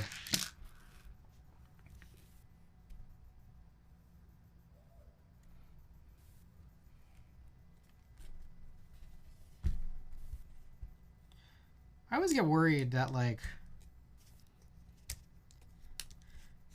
I'm stretching the O-ring too much. Does anyone ever get that, or is it just shit? Is it just me? All right, I think that's it.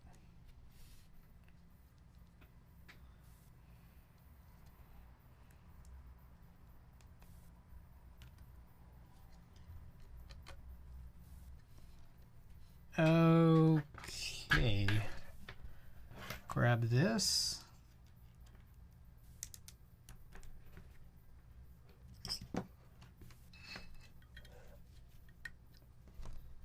Find ourselves back in VIA. Shift W. Test matrix. Let's try this out.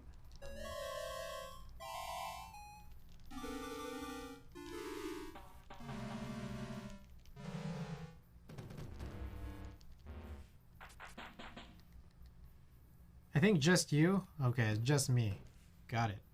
All right, and then looks like everything's good. We soldered in everything properly. But before, the idea is before we actually reassemble the top case on this, we need to get some tape. Yeah, cover up these corner blockers, or the corner dummy switches. Oh, is that it for that side? Great. Side A complete. Right when I got up.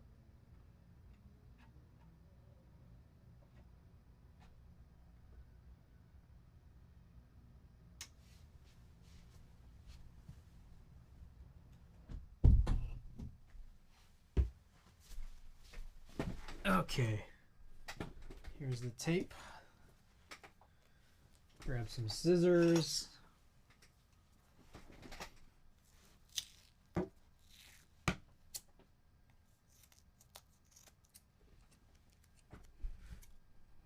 Alright, we don't need this much tape, but we'll just cut them into smaller pieces here.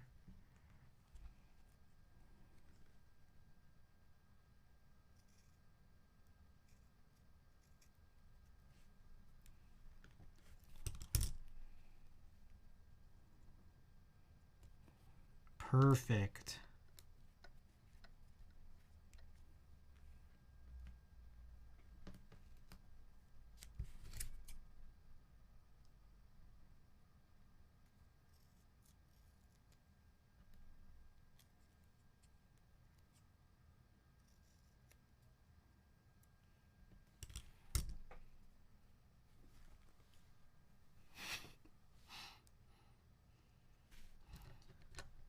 Okay, I think we're good there.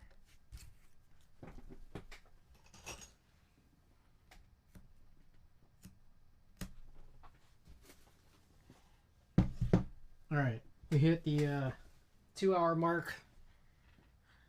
Good thing we didn't have a prediction.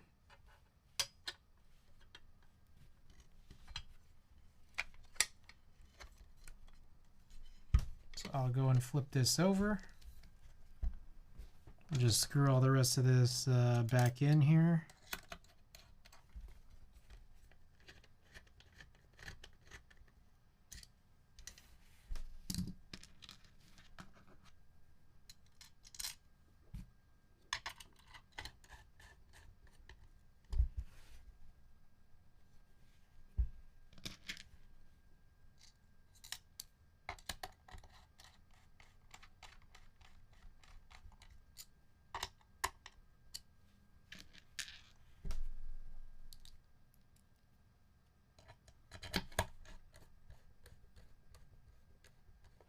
Okay, so honest to goodness, what I'm noticing is that there's this like side seam that I don't recall, and I'm wondering, I want to make sure I didn't mess it up and that it's actually supposed to be like this.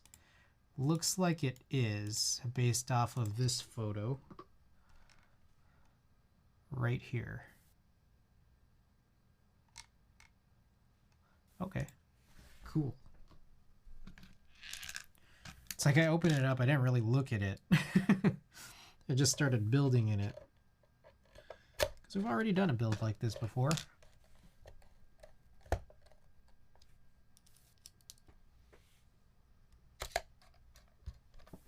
Time is it? It's about 12:40 here in California.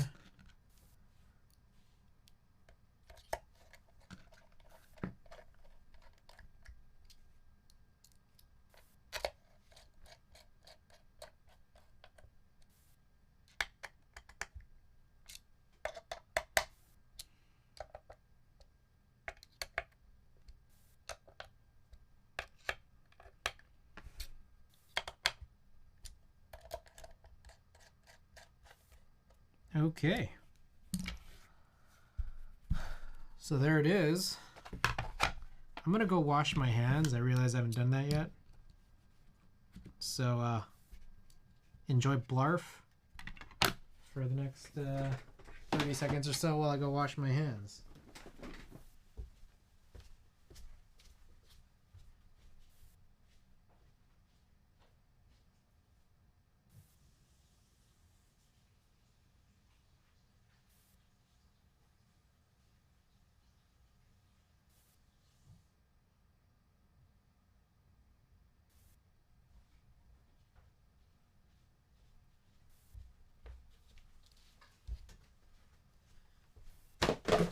Oops.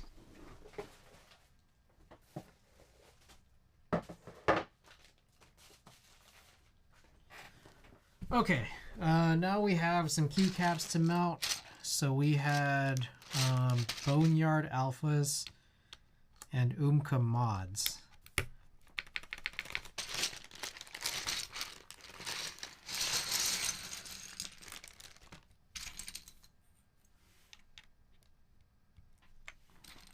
So I think let's just get the Umka mods on first, and then we can move from there.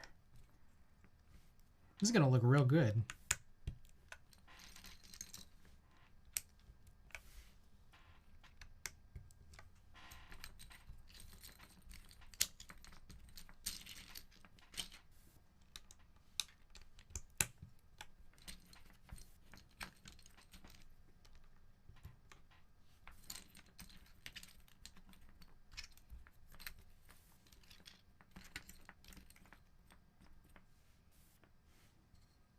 All right, what else am I missing? I'm missing a function key. Shift and enter right here, and I'm missing the left arrow. I see it.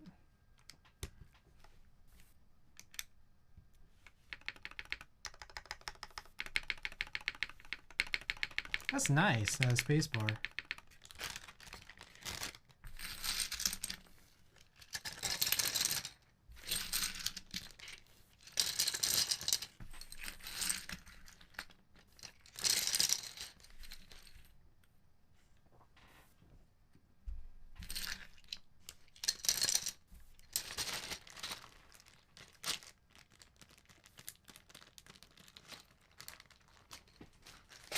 All right, and then alpha time. There's a lot of extra keys in here. Oh man, there's like F row keys and everything.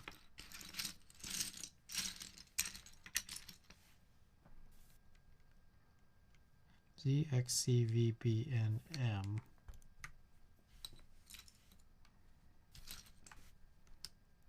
It's all of the MX11800 stuff in here.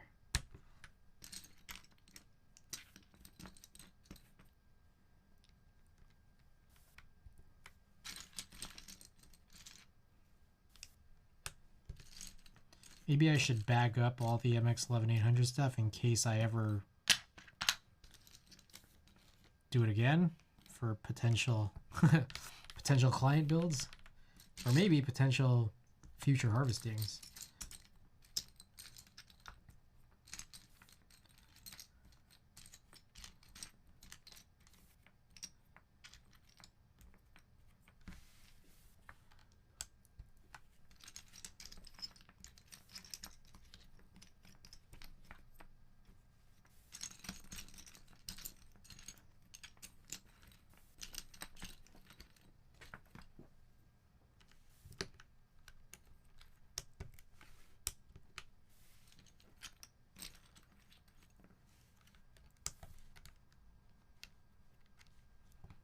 G, E,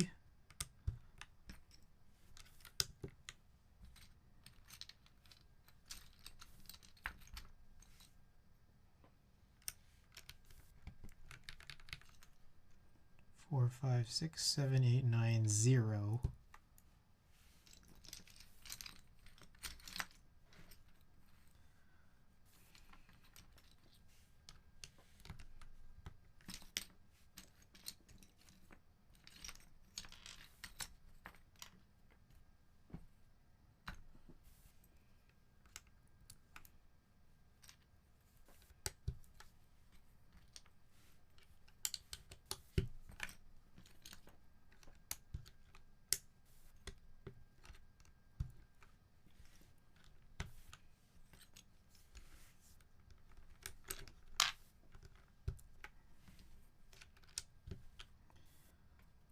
S.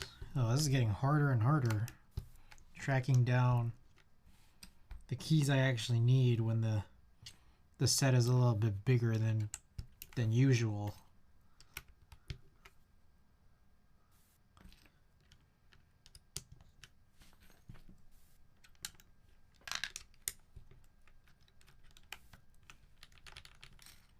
Almost there though. Almost.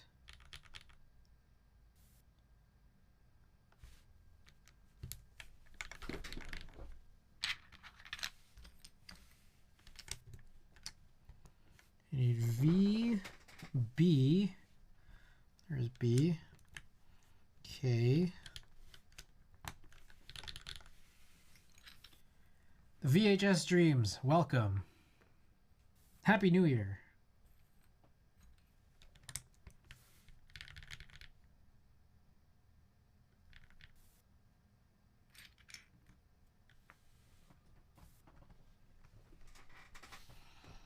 I need I and O. Oh, they're there. We need the pipe key.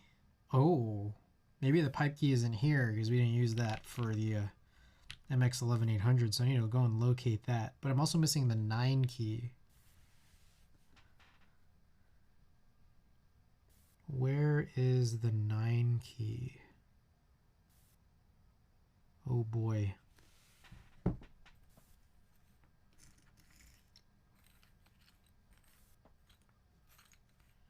Struggling to locate the 9 key here, unfortunately. Let me part this out. Are those Cherry MX Blacks? No, this the switches in here are Techno Violets. They're sold on Bolsa Supply. I believe they're manufactured by Texi.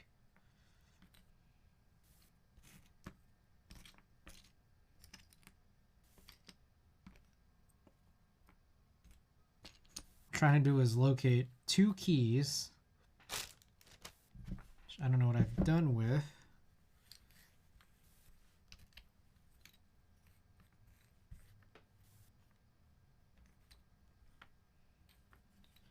Maybe it's worthwhile I sort all of these out,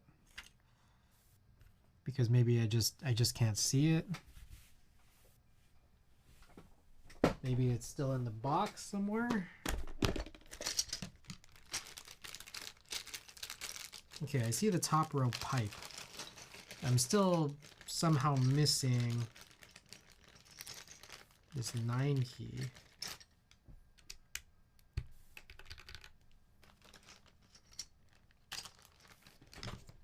I think these might be sort of all I need for now.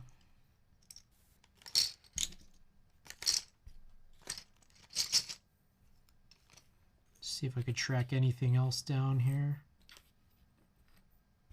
Let's go in pairs.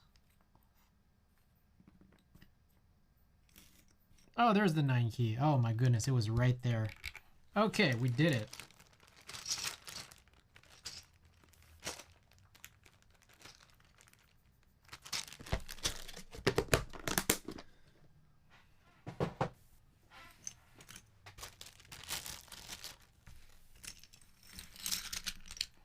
All right, I'll bag all of these up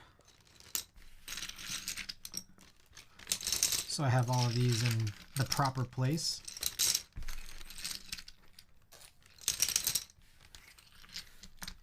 I think we are good to go. So, I think it's time for a little prediction. As soon as I can get things sort of plugged in. Oh, and settled right. Ooh.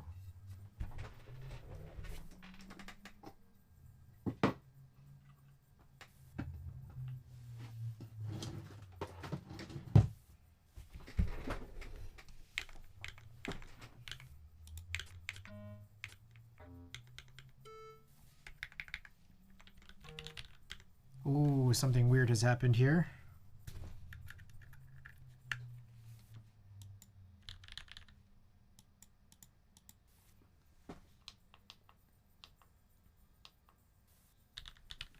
Oh, I have a scuff of some sort. Looks like we might actually be getting a short right now, even despite the tape. So we might have to open this up and check. Oh, interesting. Ho ho.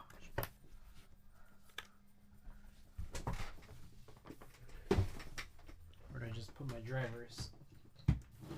Here they are.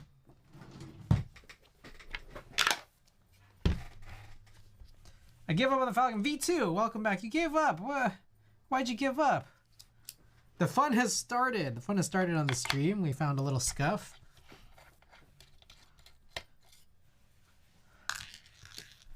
It's a good thing we sped up through like a lot of this, but here we are. What has happened with the Falcon since?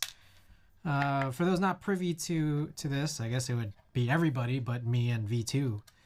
V2 had messaged me last night saying he was having issues building doing the taupe ray build in the Matrix Falcon.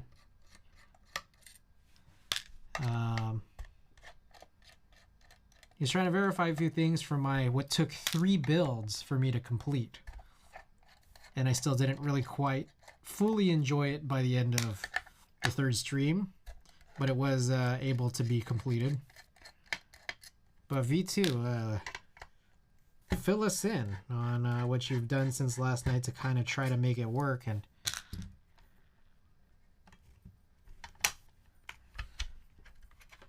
why the resignation from completing it?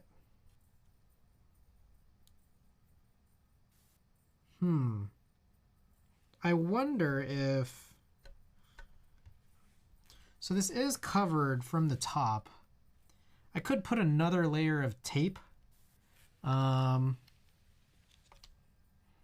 another thing too is maybe it's worthwhile to possibly tape mod this at the bottom, just in case there's any sort of shorting happening with the bottom case. It's like another option that we can take here. Kit itself is just bad, in my opinion. Tolerance is non-existent. Removing gasket did help, but not enough. I see.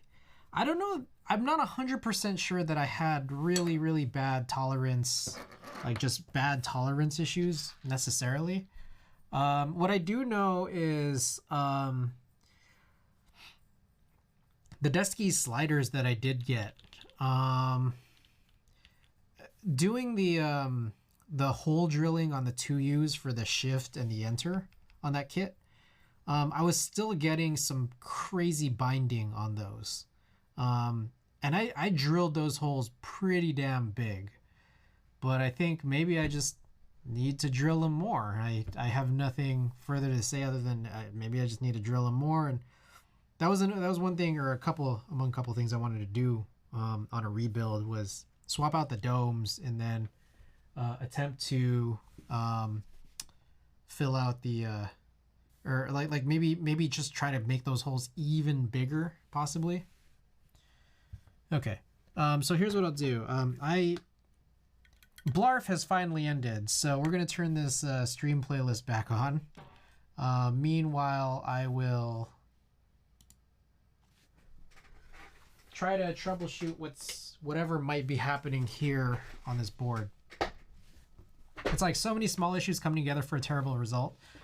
Yeah, I mean, for one, like another thing too is that like even getting it to a point where it would work, like the fact that there was no instructions on how to deal with the screws, it was not really particularly an enjoyable build.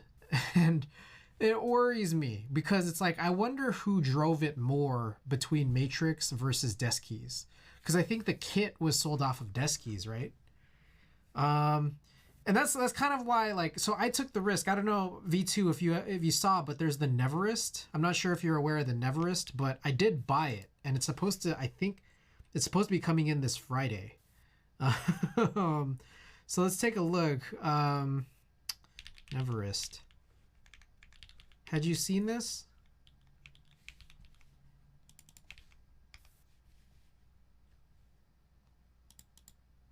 So I got it on the Neverest, and it worries me that if the Matrix was the Topre build for the Matrix was driven more so by Deskeys, and seeing the Neverest, which I did buy into. I'm excited for it, but also a little nervous, to be honest.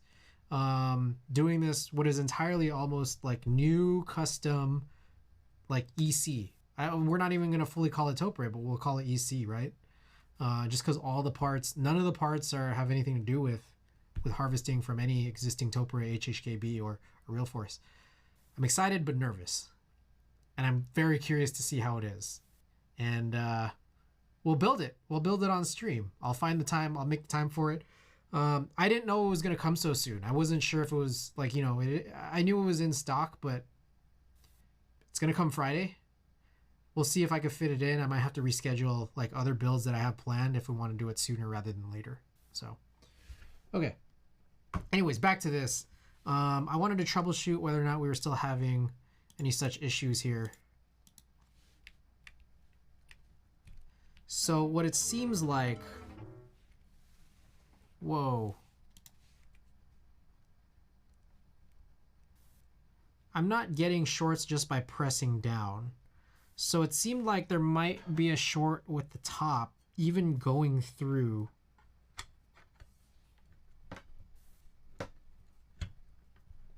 So if I just like, it's not screwed in. Oh, you guys can't see this. It's not screwed in, but I was getting a crazy short issue. And I don't seem to be getting it anymore.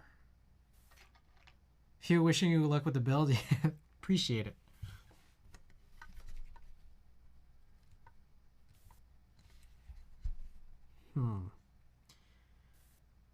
I worry here. Maybe I'll put in another layer. I don't have any better answer to this, but let's do another layer.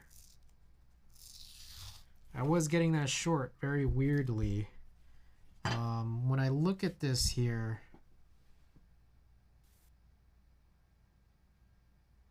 yeah, I mean, there's a chance. There's a chance that that's the problem, but let's just do another layer.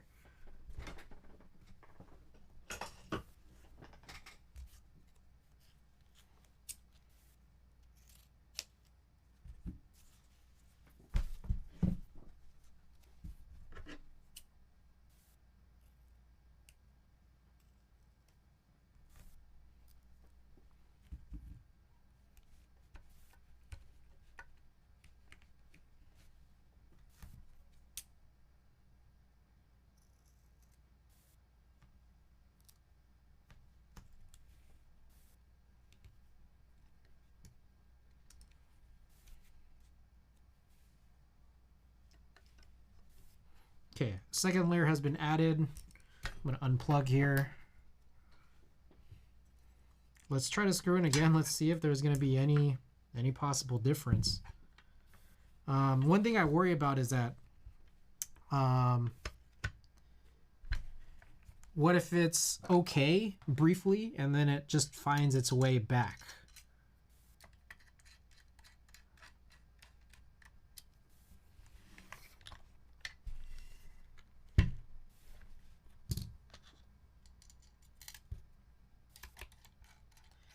What's the issues? So the idea here is that when you run like an HHKB layout on an O-ring board with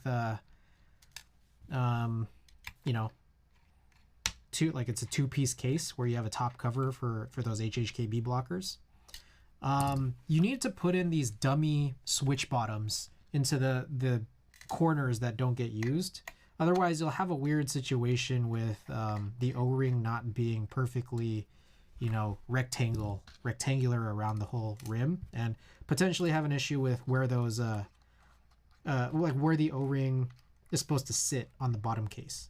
So you put in those dummy bottoms. But what I noticed is in a previous build, the PP60 by Bowl, when you have just the dummy bottoms, there's a chance that where those corner blockers like exist on the top case could press down on any sort of metal contacts you still have within the switch bottom, which you already had to file down in order for it to fit. If it presses down on those, then you will get shorts. And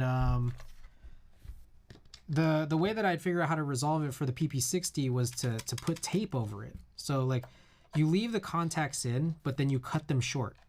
Cutting them short means you can allow the case to fit in, but leaving them in means you can solder them in at the bottom so they stay aligned.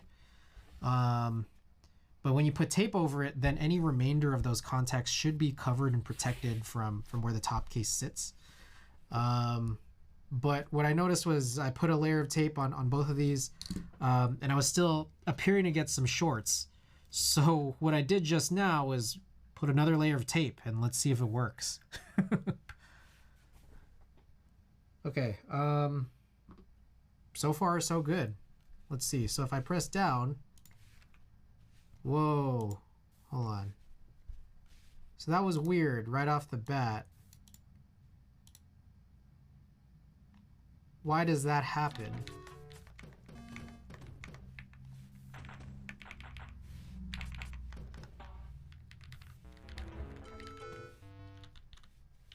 I have an idea. I have an idea of why it's happening. There's a chance that the contacts are not separated from where they are, so they are actually like kind of actuating with each other, and so it's kind of what's happening right now. So there's also the chance that it's that NKRO button, but probably not. Let's try again one more time. Let's open it up, because what else can we do?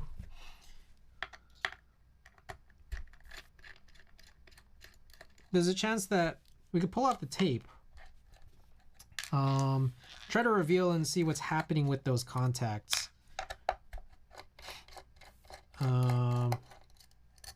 Maybe they're getting squeezed together by virtue of the case being on. but there's also like, I haven't tried hitting that test matrix thing while the top is off, but plugged in. So that whole combination, I haven't tried yet. So let's take a look.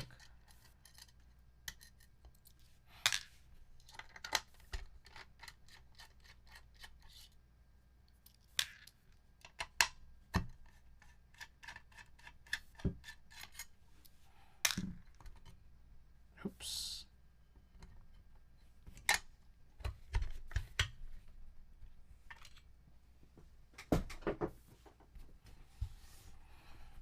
Okay, so here it is again. Let's do this. I'm gonna reset now and then hit test matrix. Okay, it's still, this is doing what we expect. So that's a little bit strange. I don't have a great explanation for this other than, is this gaffer's tape like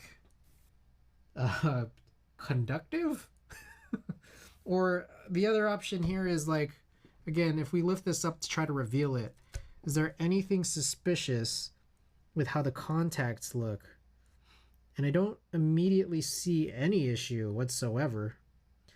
One thing maybe then I can continue trying to do is maybe I could stuff a bunch of shit, which I guess like in this case I could just use more tape onto the inside of the switch just to make sure that, like, you know, some of these contacts are isolated from each other.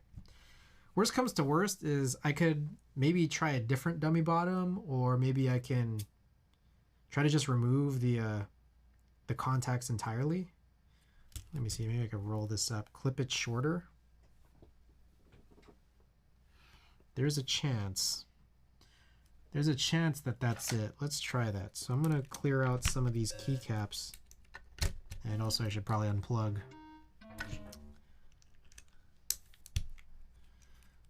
And while I'm at it, I should probably remove the connection between the PCB and the daughter board. Okay, so clipping it is not the worst idea. Let's try it. Because I do see that it's not 100% flush, so let's try. See if I could do this. It might be just a little bit off screen, but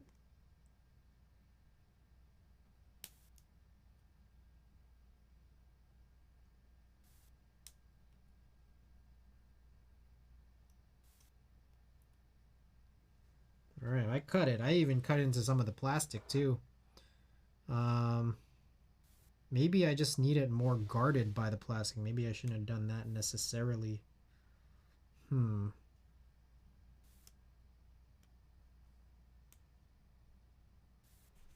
That's tough. That's a tough one. Where are my tweezers? Let me see if I can do anything here. Just sort of. It's really tight. Like the area is really tight. And again, I'm looking at it. I don't see any issues that should be. I don't see anything really particularly problematic. But never know. Maybe there might still be something. I just gotta sort of figure it out.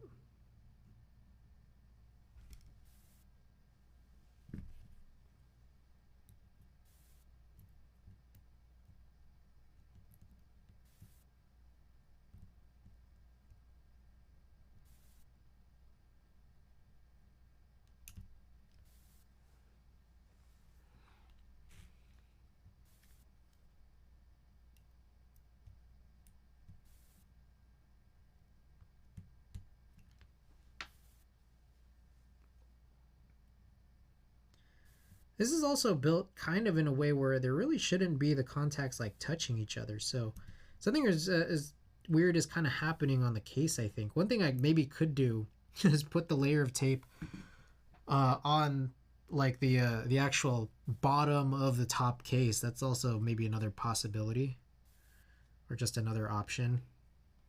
So maybe I'll just try all of it. I'm gonna try to like, whoops, sort of stuff this in here, make sure there's no contact at all.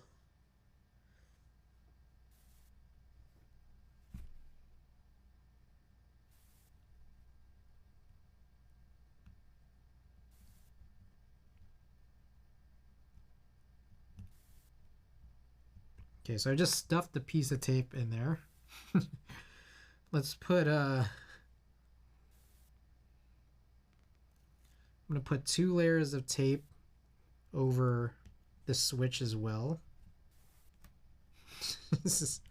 I'm just going crazy right now. Sup, bro? Technique, what's going on? Looking through Duck's website and saw your name on an Octagon V1 badge. What? Why is my name on an Octagon V1? Wait, what? I've never owned an Octagon. I've owned a lightsaber. Wait, where's this picture? What?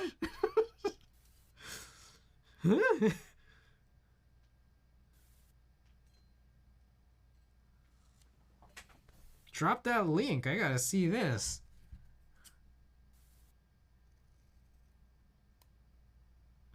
Did someone write my name on a badge? What?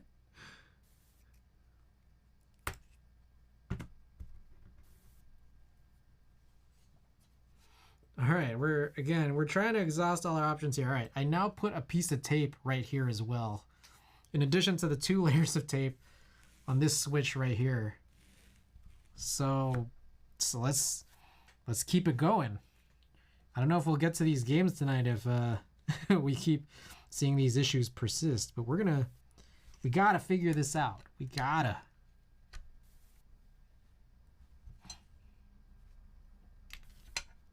There is now 3 layers of tape right there.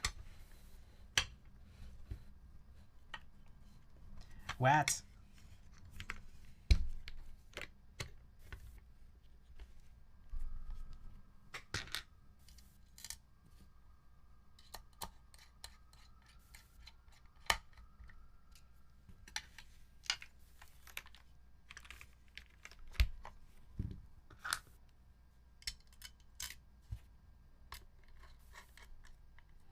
Okay, that's the corner.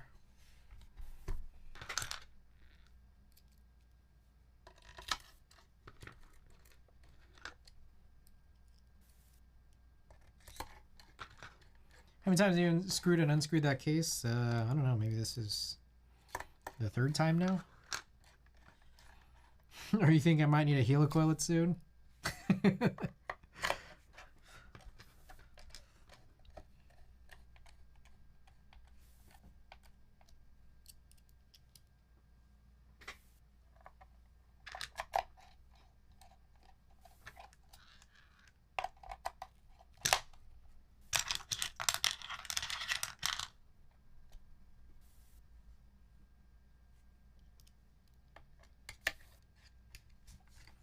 Let's check this out.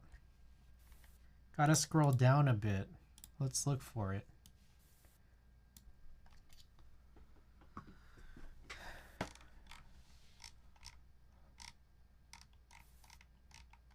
My name is here? Wait, what the heck? I don't remember ever getting this.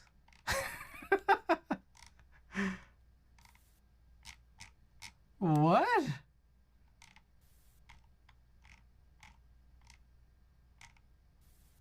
Did they just like print random names and put them on stickers for octagons? That is most definitely my name, and it's like the one that's like shined under the light the most. Yeah, I never received anything like this. I never owned an octagon. Crazy. That's cool. I guess I exist in the Duck cinematic universe. I'm an actual character there. Oh my. Ken with the big old raid. Welcome. Mitch D. Cujo, welcome back. And Ken, thank you and welcome, guys. Happy New Year. Happy New Year, everybody. Welcome. We're trying to figure out some scuff here on this Midway 60. Scuff that presumably I have introduced. Let's take a look and see what I can discover here. You know what I'm gonna bet is that it has nothing to do with this corner. Rated solely for the big old raid. Guess what's wrong with it? I'll explain again, but let me just test and make sure. See if anything has changed this time around. So test matrix, it's still doing it. So I'm gonna guess it's not the corner. There's something else going on. Here's an idea. I'm gonna scuff this up if I do. Yeah, I'm gonna unplug.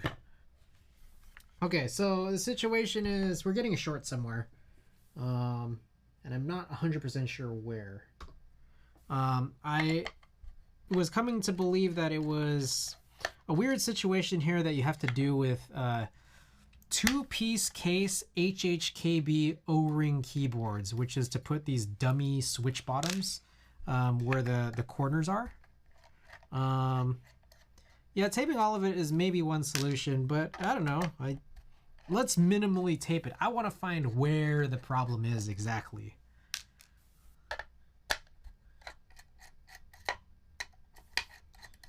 And what's weird is that like it's only really exposing itself when everything is screwed in.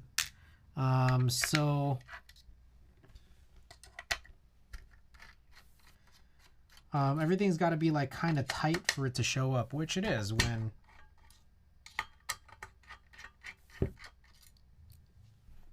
it's screwed in. Okay, so here we go. So here's the top. Like here's, for example, here's the top. When I plug it in, the top is still sitting on it, but it's not screwed in, and everything's totally fine. But say I try to push down really hard to simulate it being screwed in, and we're not getting any issues. So I'm like pretty confused.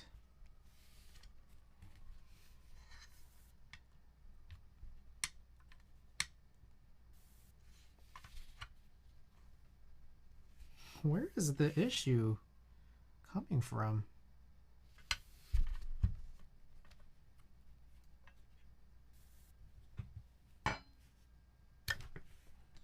A tape all of it approach maybe is not necessarily a bad thing. Probably would just resolve the problem. But I just want to know, which one is it?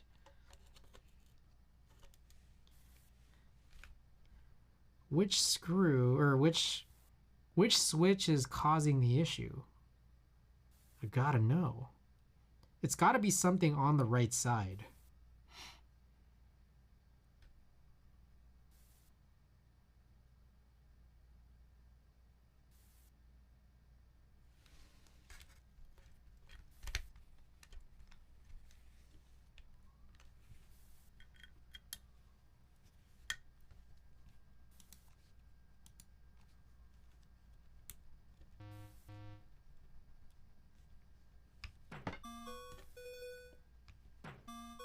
Okay, so if I just press really hard, a different column shows up. So I think this is kind of a situation where maybe we just ought to tape mod it or something.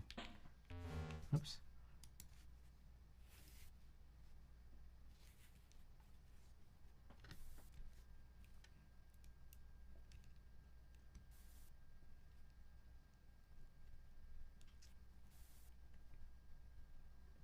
Yeah, this is hard. Hard to diagnose, really. Okay. How about this?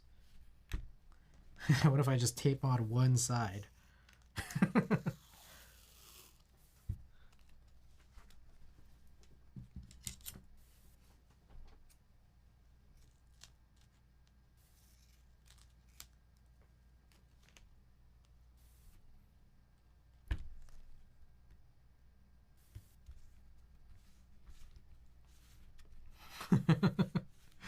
Should I do it? I kind of just want to figure it out.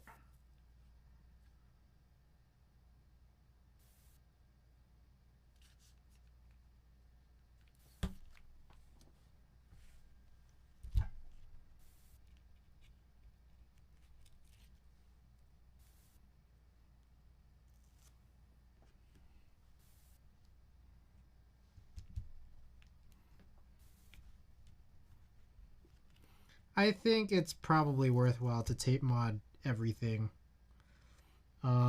What I think is going to happen is, like, you know, I could try to, like, binary search it down to the switch or switches that would cause the problem, but there's no guarantee that, like,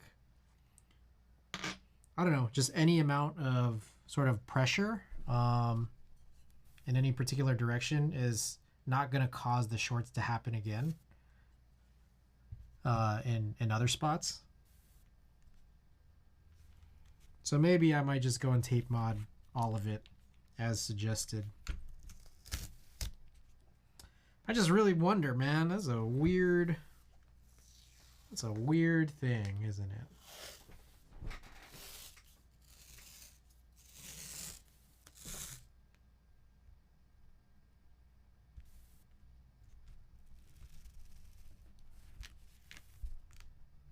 Mint noises, welcome. Jeez, that seemed like louder than normal.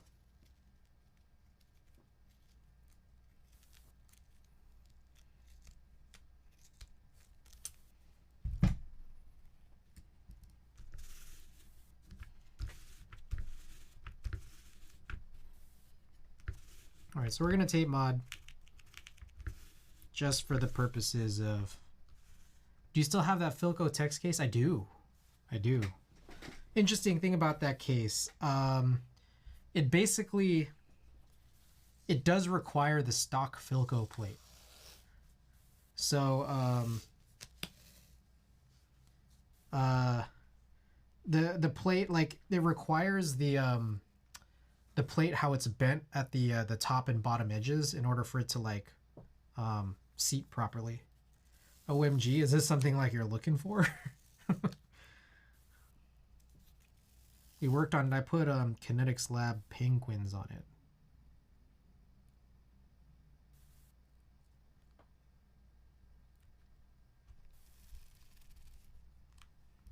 I have a KBD mod and I'm pretty sure it's the same way. Yeah.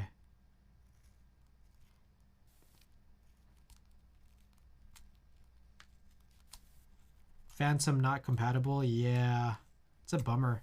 I mean, like, it would be compatible if you found a way to bend plates. I think that there's probably some services out there at this juncture that probably would do that. Maybe. I don't know.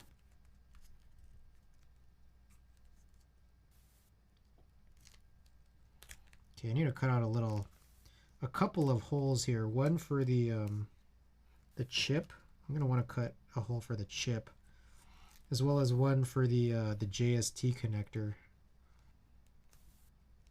I mean, maybe one thing I could do instead is, instead of doing this whole big one, I'll just do a bunch of small ones.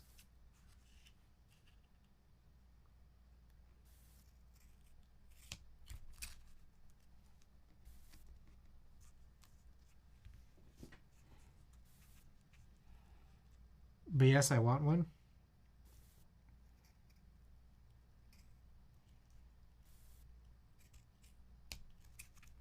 Dang, but you already got the KBD mod one.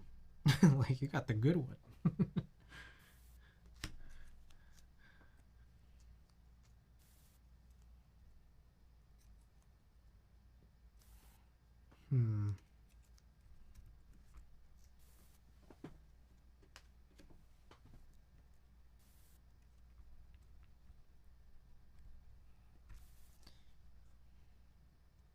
It's collector life.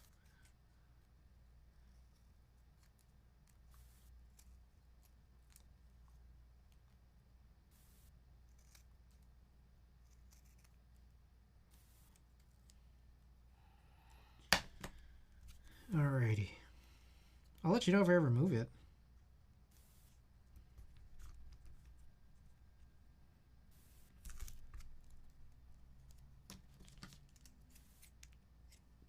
It might be one of the more likely ones I would move just because it's a TKL.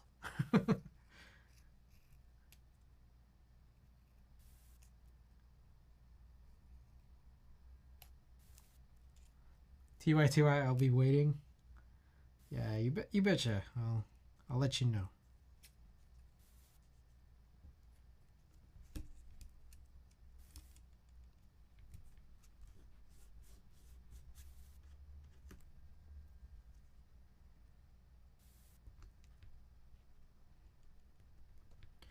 Okie doke. That. I mean, if there's still a problem at this point, I'd be very worried. But I think we should be good at this stage of just taping everything. One layer. I'm not doing this for sound. I'm doing this to get this to work. It's weird too because I just don't recall this really having an issue with the previous midway that I was able to build. But you know, it's like make it work, right? Oh, I realize I've still been on this screen. My bad.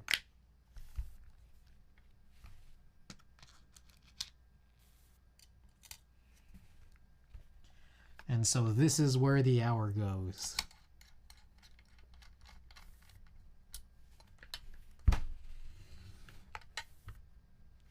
Oh, what have I done?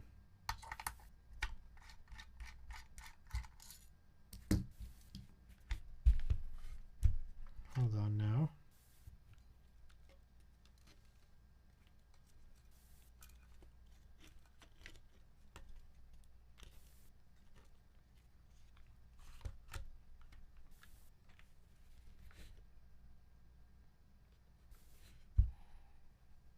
Tweezers. Where did I put the tweezers?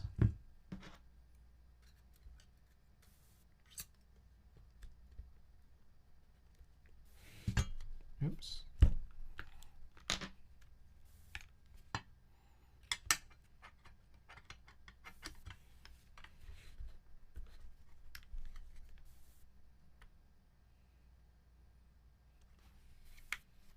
All right, alignment has gotten a little bit weird.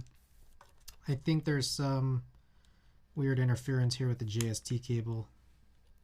I need to adjust again.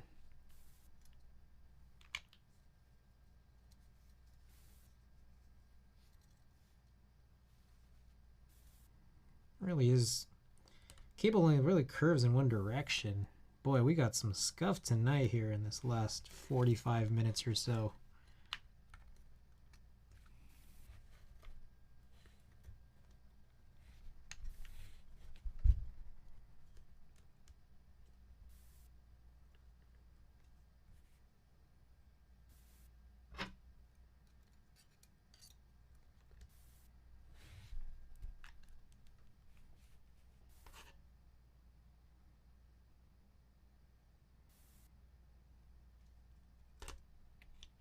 Oh shit, I'm an idiot. You need to make cutouts for the where the O-ring sits. Ugh. Oh boy. Bunch of nonsense here. I wonder, did I didn't tape mod the previous one. Huh? Okay, yeah, so apologies if that's not clear. For anyone who hasn't done a Gummy O-ring mount board before, I'm relatively new-ish to them. Can we get this to focus? Okay. See that right there? There are these little... The bottom case has these little, I don't know what you call them. I don't know if Stanos is the right word, but these are where the Gummy O-rings are supposed to sit.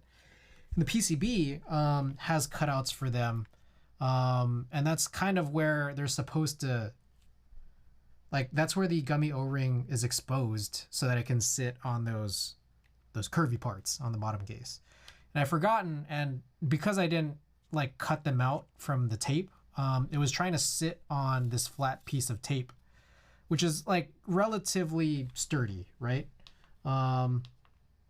So that's kind of why things were not really closing down together.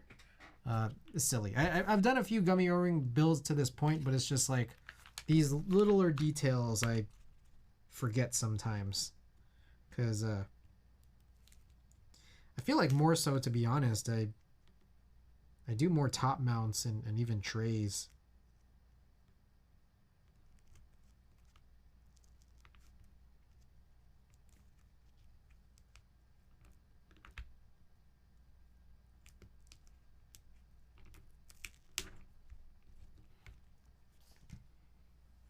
So here's just an example as I've exposed this first one.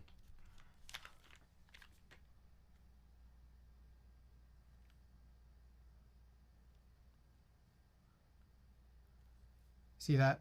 So the PCB curves in, and that's there's this amount of sort of like height that's kind of needed to disappear so that it can sit on this O-ring where it gets exposed.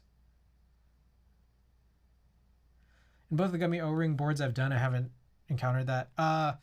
My thing is, maybe, I'm not sure if you've done tape mods in Gummy O-ring boards. I'm not sure if it's maybe the tape or just maybe just the tape sturdiness versus whether or not the tape was being put all the way to the edges. I don't know, but that's what I'm noticing here as an issue, and I can kind of see again, like this one, like the imprint even showed up, and in some of the other places it didn't. So I'll cut all of these out and we'll see. Again, we're trying to get through this. We want to see this build work, right? Or you guys want to see me suffer. One of the two. I'm sure it's entertaining to you guys either way, right?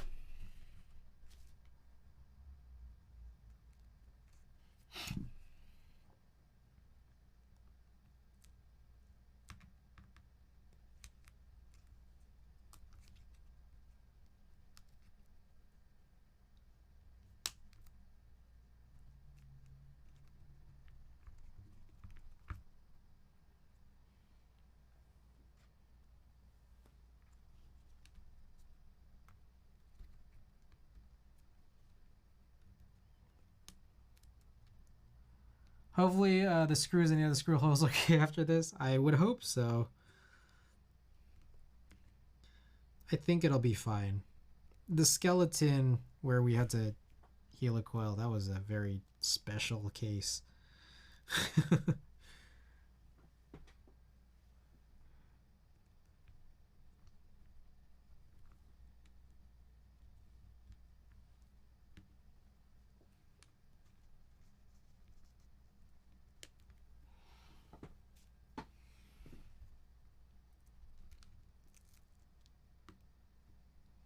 I don't foresee it being a huge issue, but we'll see.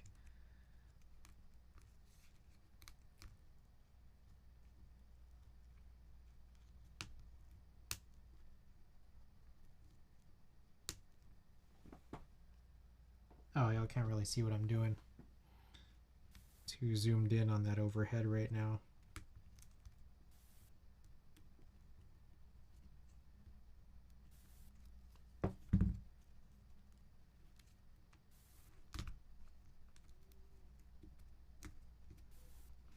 May have cut a little too much on this corner.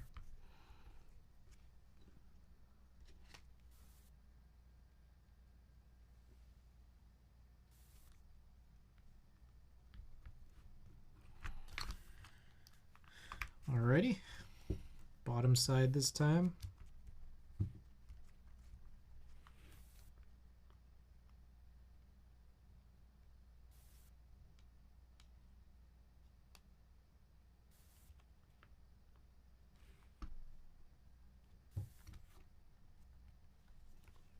Oh, and I guess luckily I used TX stabilizers, right?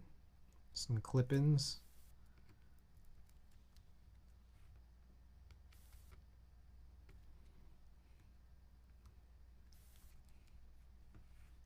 It does look like it's protruding just a little bit, but hopefully it's good enough. And I'm pretty sure I did TX stabilizers from before as well.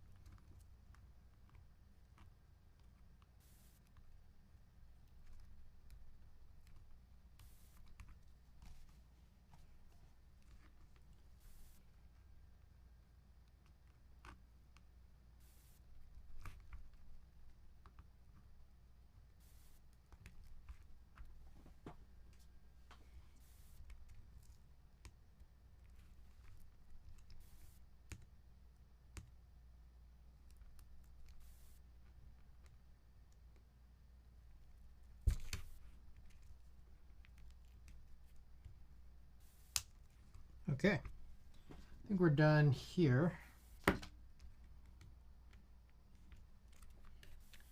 All right. Let's try this again. Take 5. That's 3 or 4 or 5, I guess. It's one of them.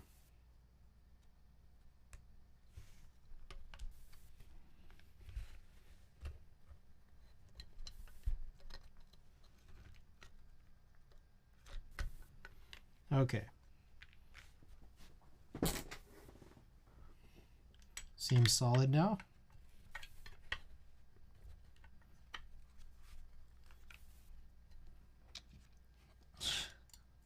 If this isn't it, man, I don't know what'll do it, man. I tell ya.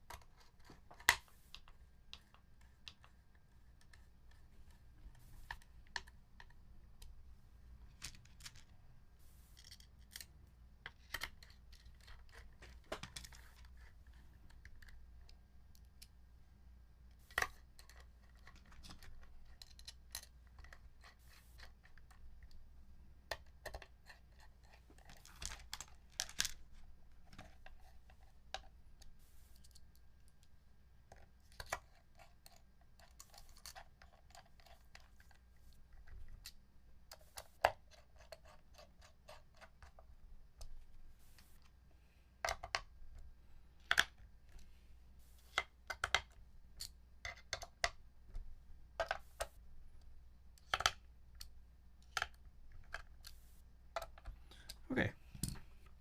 Let's try again.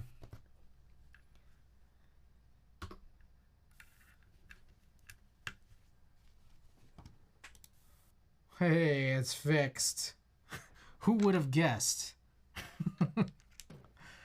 So it looked like it was short on the bottom. Weird, again, I don't recall needing to do this on the first Midway 60 I've built, but hey, we work to solve a problem, right?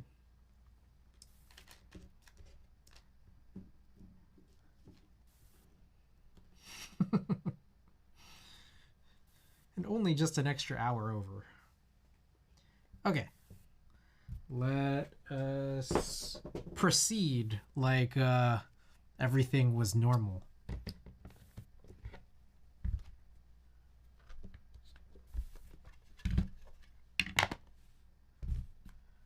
I'm gonna go get the PC on. We'll do this. We'll do the typing test on the Mac with no sound here.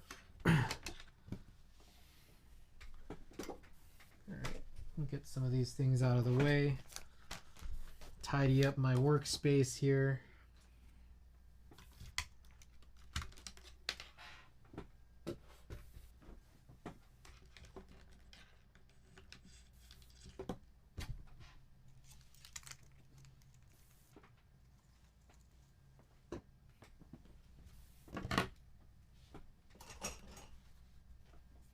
More suffering is more points. Please work. Okay.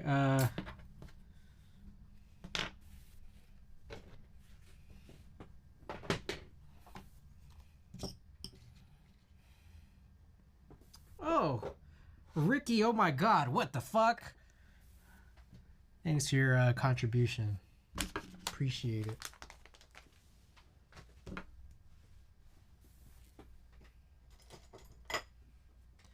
Mediocrity, thank you as well. Okay. We finally did it here. Let's find a good theme. Is there a carbon theme? There is a carbon theme, but it has the original carbon orange. All right, and then it's time for a little prediction here. 2-minute prediction period. Let's go. Let's do 130 again. Maybe let's do 131. No, 130. 130 is good. 2-minute prediction period. Let's go. Let's do this. And in the meantime, I'm going to go wash my hands again.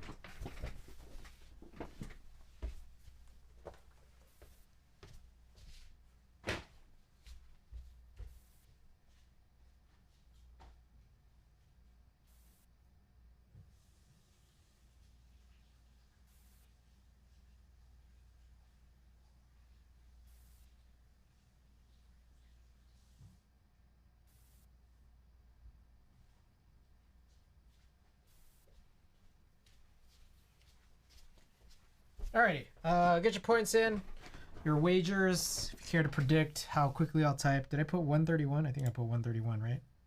No, I put 130.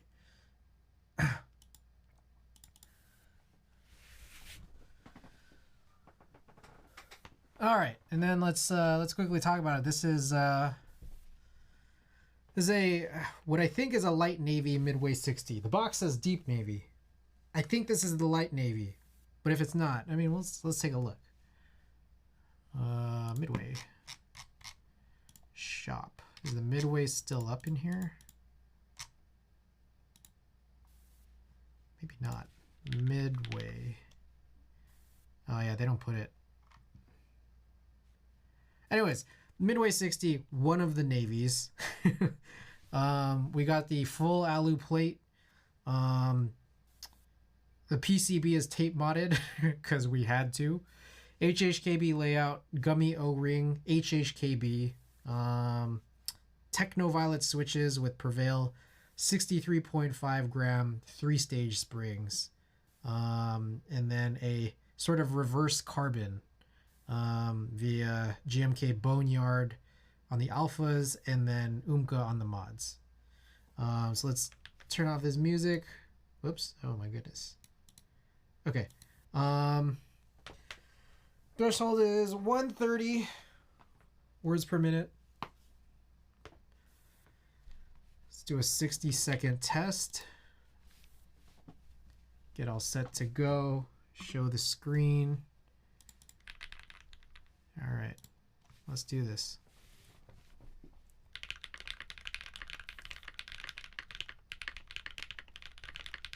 Oh, wait, hold up. I gotta point this mic downwards. Okay.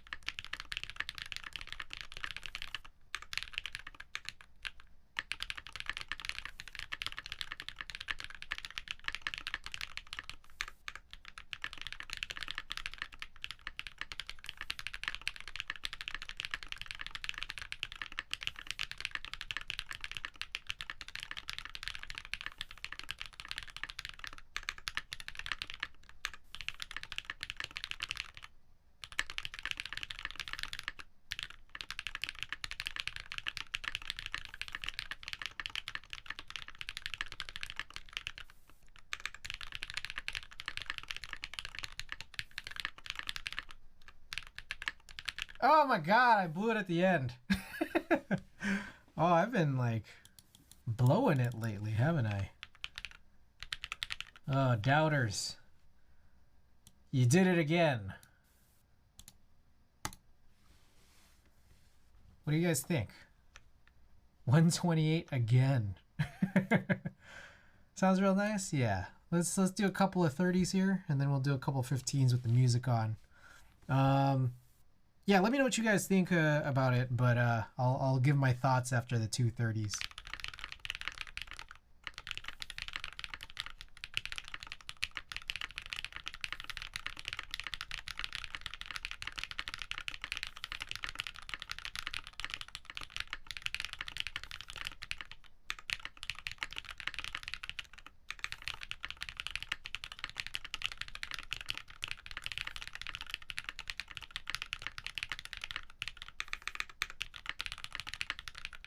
Jeez. Sounds like a keyboard. Sounds like a midway 60 with Techno Violet. By the way, Vin, welcome. Welcome back. Happy New Year.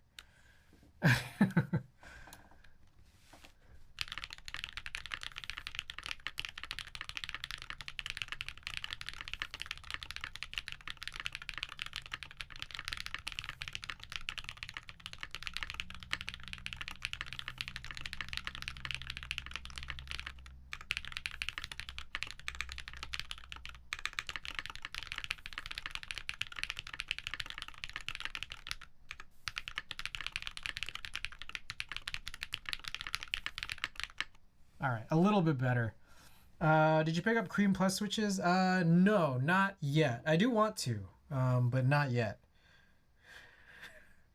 I'm not gonna lie though. Like, I'm at a point where it's just that like there are things that seem like they'll very kind of clearly be in stock and will continue to be in stock, like things like parts. And I'm just like, I see no reason to get them when they're on sale or like when they're not on sale. So like I feel like I'll just wait around. And Novel Keys is really good about sales. So I'll eventually get them. Anyways, this is an interesting board. I think, do creams ever go on sale though? Well, I mean, there was a big discount on Switches on Black Friday, so maybe I just need to wait another 11 months.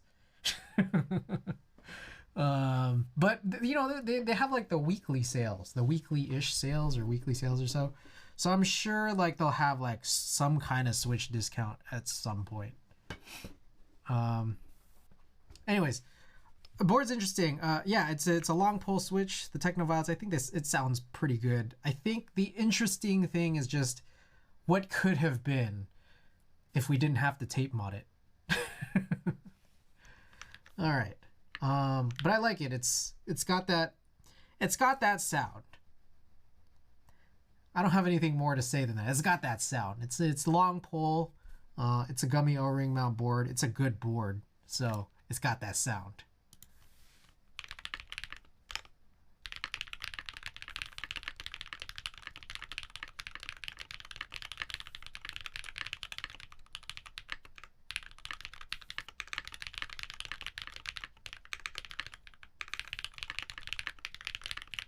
All right.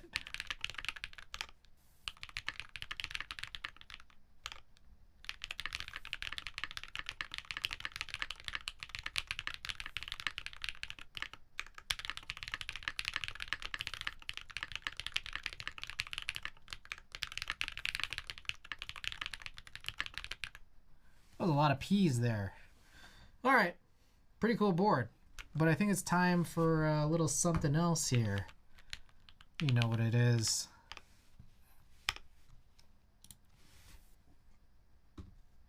Ah, yes.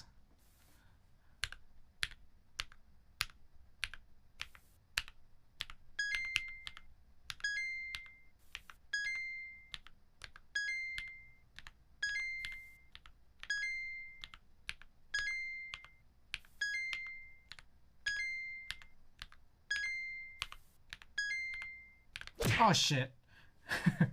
30% off all switches during Black Friday. I guess I overlooked it. Yeah, I got the cream dream switches. That was cool. Hey, let me in on this game. All right. You know, it was funny because I think, what was it, 2 days ago? Like I hadn't played this in like over a year, maybe like a year and a half. And 2 days ago, I was just like, maybe I should just do this because that build was so short. I think that was the IDK 60. So I ran this, and then I ran the Letter Invaders and Typing Tutor 5. And then we go and raid Warm Thoughts, and like before, like while I'm setting up the raid, I'm realizing she was playing it too. But apparently she's like had it like as part of her stream for a while. So it's just like, maybe I wasn't as clever as I thought I was.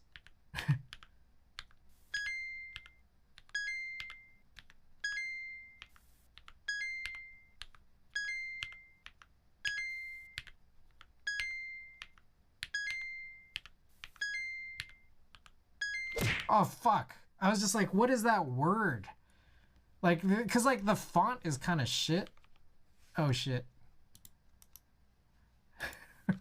So, like, I couldn't tell what that Q was. Because you got to keep your eyes on, like, 3 different places. God damn it. And then it's not tab, enter, like... it's not tab, enter, like, monkey type.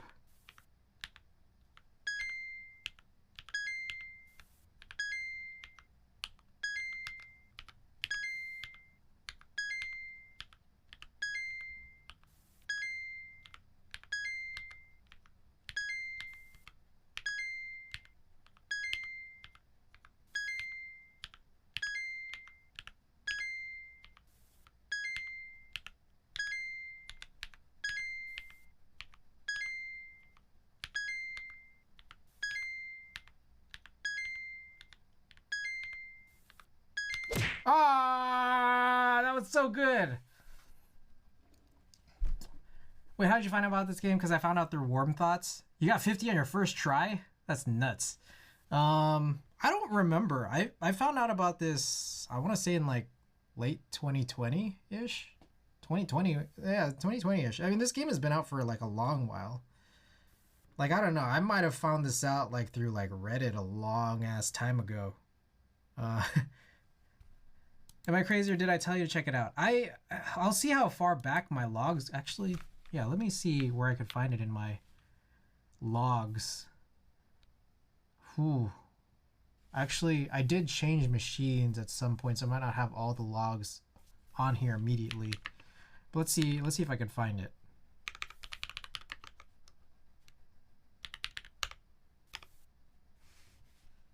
I will flap everyone. They need to make it multiplayer.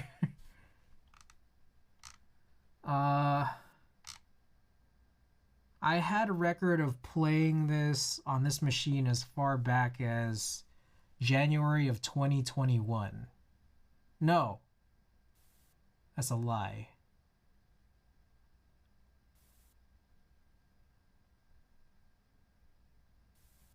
Maybe March of 2021? I don't know. I'll have to go through and just try to check. I could also check VODs too. Couldn't you just take a look at my viewer card? For Flappy Bird? Also, I don't know how to use Twitch. Like, I never have understood. So if I click on your name and then I click on messages, you have over 1,000 messages. And I'm supposed to just do a Command F or something? I'll look this up another time. Oh, viewer card? I can't look at it because I'm not a mod. Can you search? Or like, how do you search this? Do you need to just keep scrolling up for 999 plus messages? I searched up the word Flappy in my Twitch logs that go, I think, again, as far back as September of 2020. Yeah, I'll do this later. All right, because I think we got something more important to do anyways. I'm going to get this PC on here. It's critical that we get this PC on. I'll find it. We'll find where this discovery might have been. I have VODs going back to January of 2021. And then I have logs on a couple different drives that I need to search through that go back, I think, as far as August of 2020 or so. Actually, scratch that. I think maybe even as far back as August of 2019. So I'll find it. Okay. Let me get set up here, as this portion of the stream is really intensely critical. Whoa, what has just happened?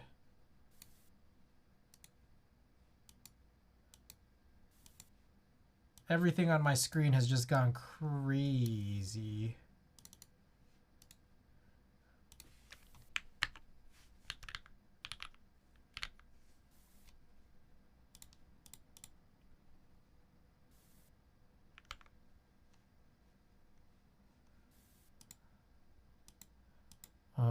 It's 28U. Okay. Almost ready.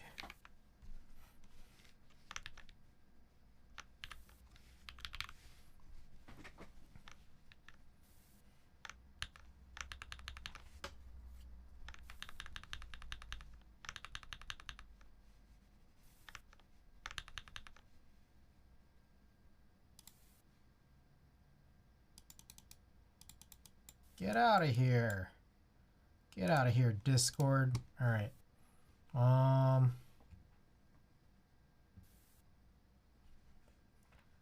Here we go.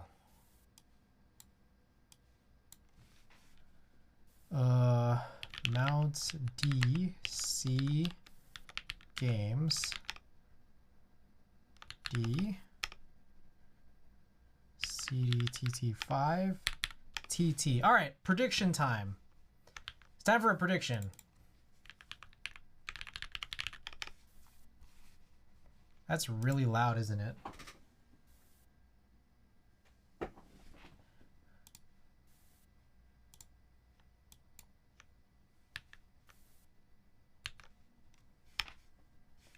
Okay, guys, prediction period is up. The question is, will I make it to 100K points in Typing Tutor 5's Letter Invaders? Yes. Main menu, game, Letter Invaders. Full keyboard. Get your wagers in, and I'm just gonna get started.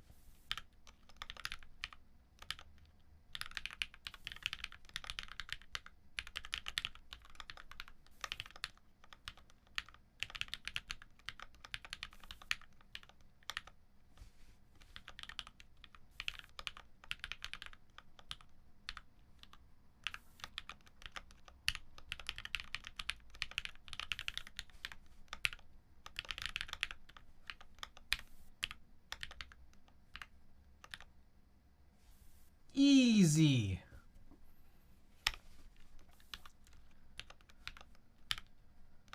Oh, you're tricky. Oh, shit.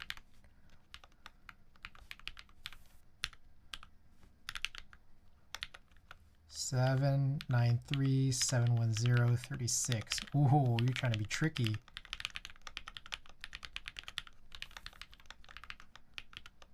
What the fuck dropped? Did something drop?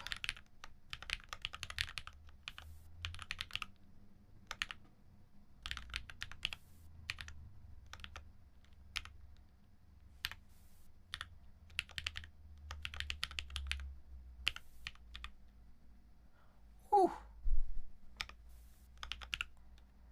All right, we're gonna ignore that.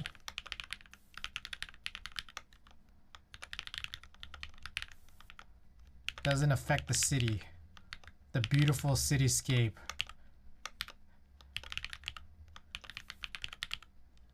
Oh my god. 7, 3, 8, 9.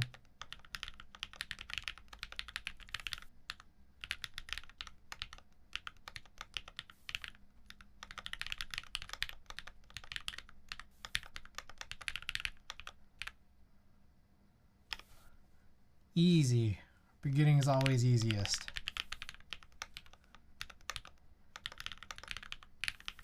Oh, I got that shit.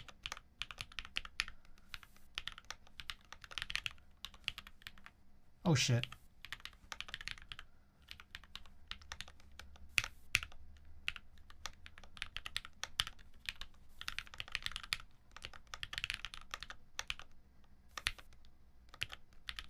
Wolf and Night.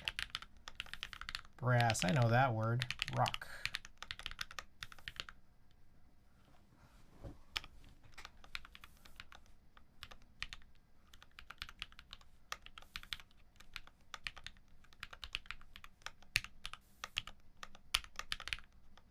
Machine Lapidary.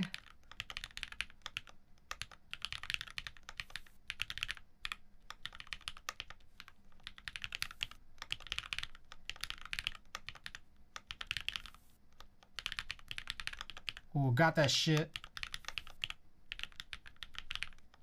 Chicory. Oh shit. All right, just still a couple minutes left while I knock out the first few rounds here. That's those first 5 rounds, but I think we still have like what, a minute and a half-ish left of predicting. Let me know if you think I'll get to 100K. We're at currently just under 31,000. Get your wagers in. Extricates. Oh god.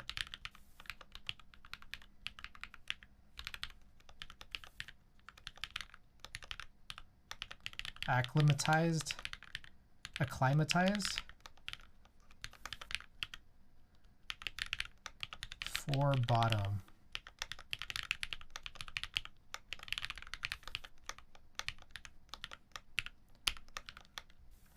nippers. Ooh. Hey, my cityscape still looks beautiful right now. It looks like I have one little thing towards the right side, maybe two little things towards the right side, but otherwise we good. I'm feeling good. Soldering, we know that.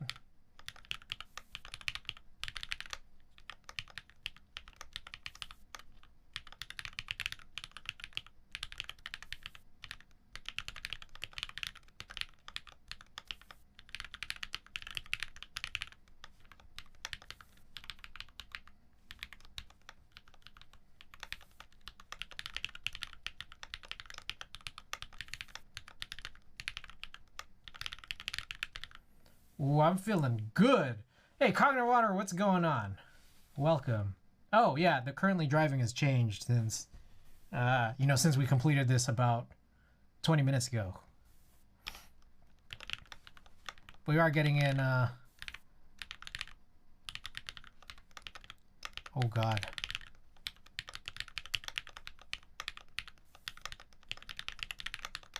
Oh, that's a face.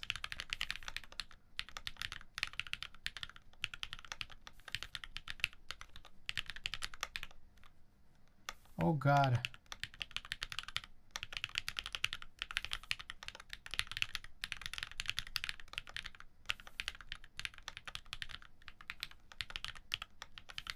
Oh, oh! The board sounds great. Thank you. And we got a lot of sounds going on right now between between the game, the music, and the keyboard, and also my voice. But glad you like how it sounds. It's pretty good.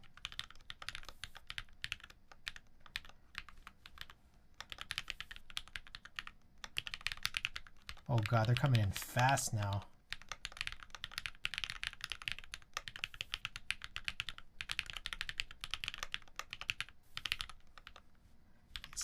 Oh shit. 86945. Oh God.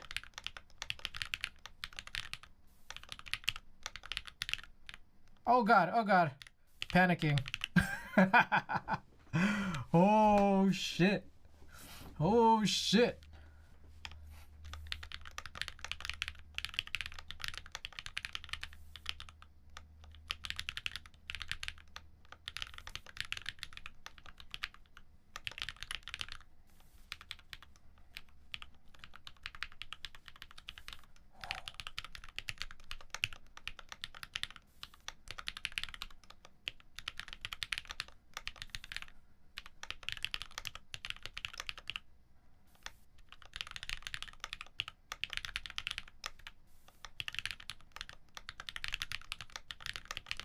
Bro, this fucking game. All right.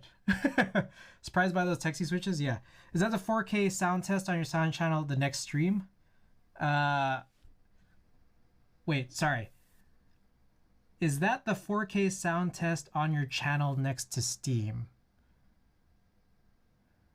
Oh, yeah, it is. Yeah, good eye. All right. 27K, man. I just need 27K. The fuck?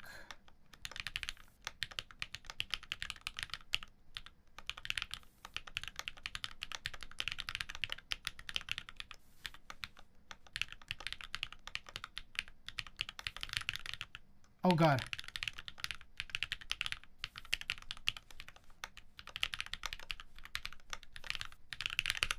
Fuck.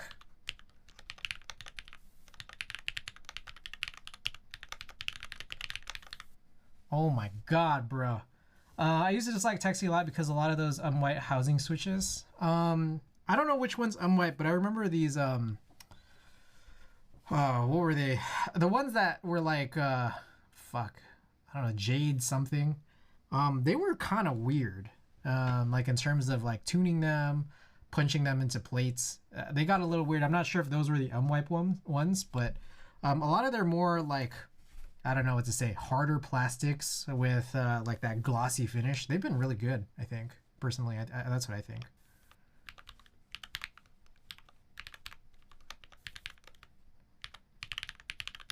Oh God.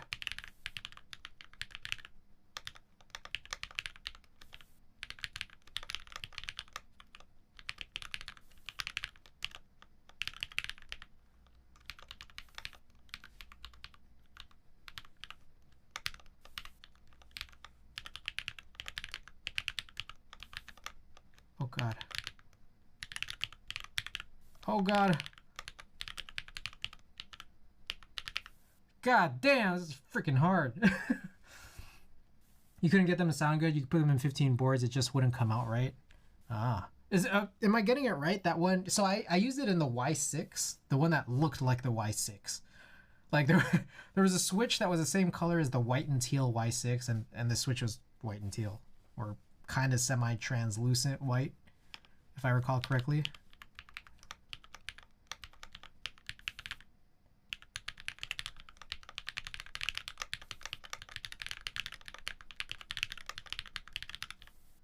Oh God, that's an O. Oh my God, bro. Oh my God. Alright, I just need to focus on certain parts.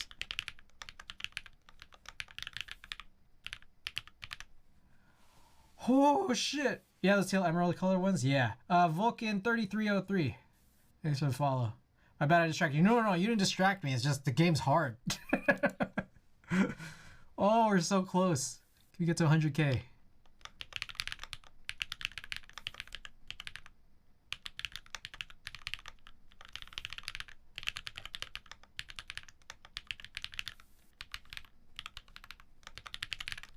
What the fuck? You gotta be kidding me with some of these fucking words.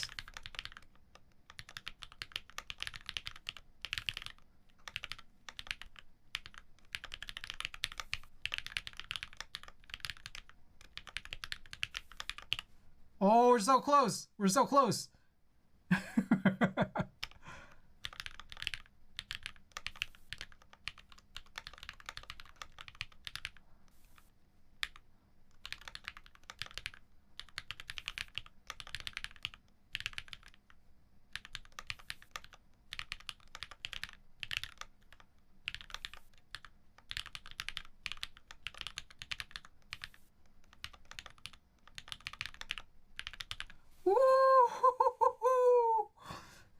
I did it. Well, I can't lose 3,000 points. I was thinking about the Techno Violets because I did like the Zakus. Zakus are the only Techy switches I've liked so far. I mean, I don't know what the difference is, honestly. Like, between the two, like, I just recall them, like, they both, like, kind of just, like, to the touch. Like, the actual switches to the touch seem the same. Like, they feel like they both got that sort of glossy finish. They're both long pulls.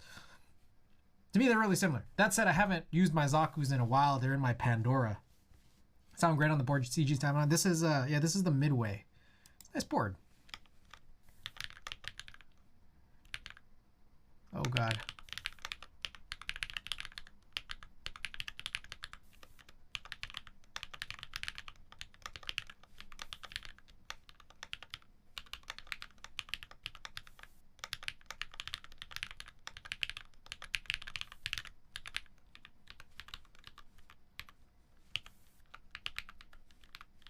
Oh, suck it. I like Techno Violets more.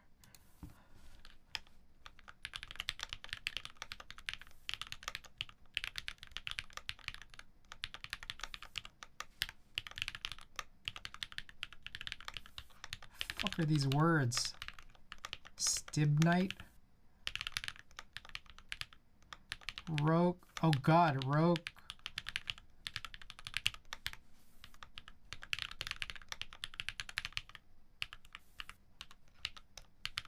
Oh! Sound profile is just more my preference. Alright. So you have Techno Violets more. Full nylon housing on the Techno Violets versus PC top on the Zakus. I see, I see.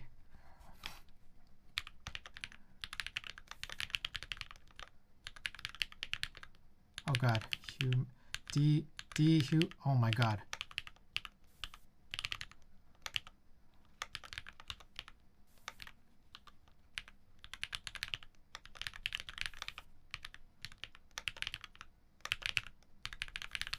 Oh God. Shit. Oh, I got one little piece of city left.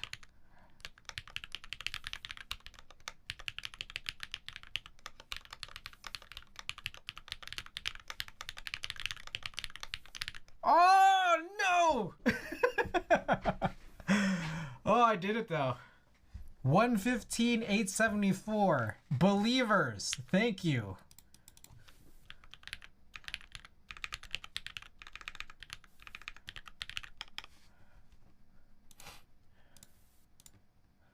Congrats, all believers. Oh, oh, the palms. They're cold and sweaty. Your points. Your points. Also, by the way, guys, to those of you who have won or lost, just letting you guys know, there is a community challenge. 2,000 point maximum per day. Unsealing Perestroika. Got to get to that million. Got to get to that million, and then we'll unseal it. Did you build with Cream Dreams already? Not yet. I wanted to put them in my Palm Sirius with the Palm plate and the white PCB. Also, can we talk about that Switch name? Shamelessly Nude. Oh, sorry, Lewd. I think it's funny because I always just thought they were just dreams and it was just a play on Cream, but I saw that they put on the box. They put both Cream Dreams. That's really something. But I do like the all white. It's really nice. Okay. We got a couple of raids today, and I think I'm feeling a little generous. So let's and also it doesn't look like it's a crazy storm, so I kind of want to run a giveaway. So let me get marbles open right now, and then let me figure out if there's some junk I have for y'all. So let's check the junk drawer.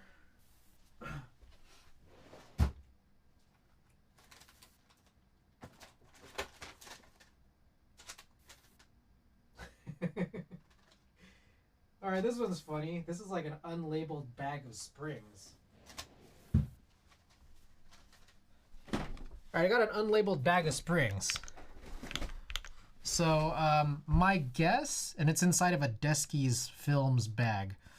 My guess, I think these might be lavender springs, but I'm not certain. It might be lavender springs. I don't know, but they're up for grabs. All right, and so for anyone who wants some springs, we're gonna run this giveaway now. For anyone who doesn't want springs, I'm also sending a stream sticker in with the same package. So, you know, if you like stickers, that's your alternative here. All comes in one. So let's run this giveaway. Random. Hit this random button a few times. Let's do Love is in the Air. You guys up for Love is in the Air? Which sticker? I try to keep tabs on what stickers people have already. So for anyone who doesn't have all the stickers yet, I'll try to give you one that you don't already have. 1 second here. Few things. Exclamation play to join if you're interested in one of the stream stickers. And or this bag of unknown springs. I haven't started the timer yet, but feel free to hit that exclamation play while I show you guys the options of stickers, which I realized I haven't done in some time.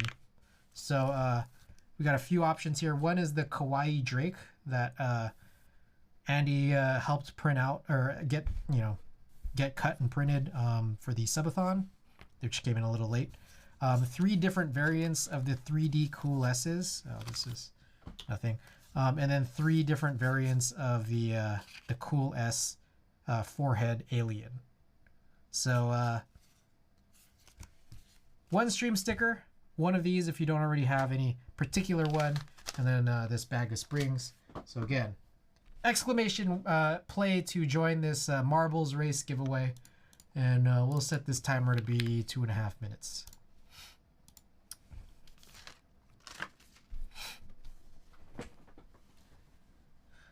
But everybody, welcome back. Thanks for being here tonight. Interesting stream we'd gotten here to this point. Tape mod did fix it. Reluctant tape mod.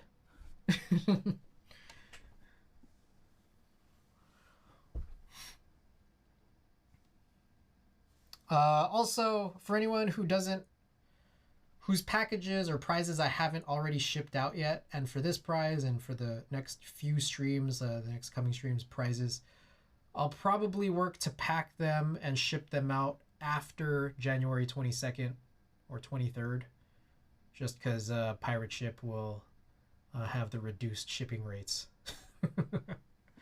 What was wrong with the before tape mod? There was just some shorting that was happening.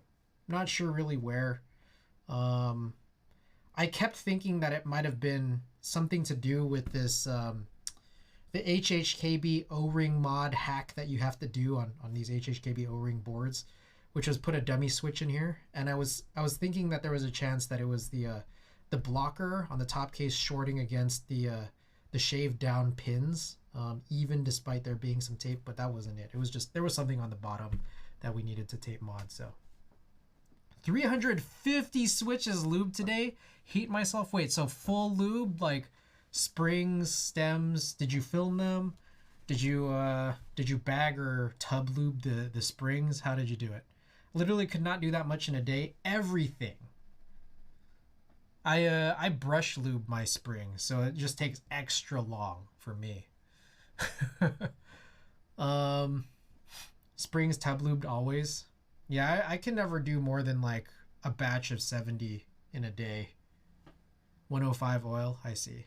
I always try to like kind of get on a bunch of 107 on it, and then like I'll additionally brush lube some 205 directly onto the springs. That's what I've been doing lately, which is just like a lot of work.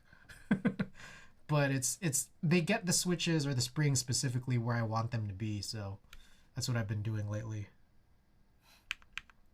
All right, 6 of you guys got good chances. By the way, last place finisher does get to choose the raid target, so we can look up some hints. And so first place will get to claim. Last place gets to choose raid target. No re-rolls, by the way. So first place finisher, if you don't want to claim, you could pass it off onto someone else. And if you don't have anyone in particular in mind, then we'll just go down the list, second, third, fourth, and so on. No re-rolls. We're just trying to get off the stream.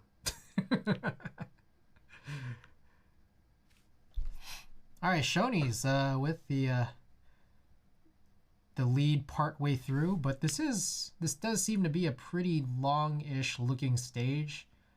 Channel record here 217, so maybe we're just under the halfway mark right now. Used to brush lube streams, now I'm part of the tub lube game. Realized I spent more time lubing springs than switches. I need to find my third break-in machine so I can start this batch of cream plus break-in. You're gonna break in broken in switches? That's crazy, man.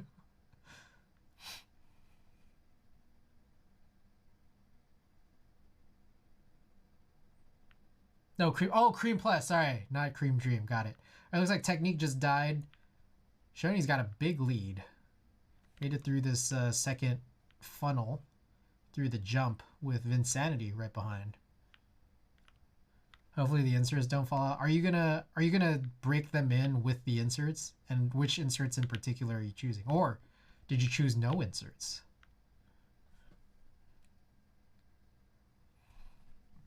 Also, I gotta switch ears on this AirPod. My ear's getting uncomfortable.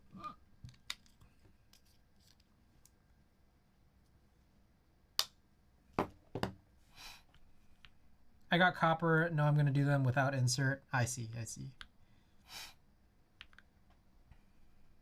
Yeah, I'm interested in trying them out.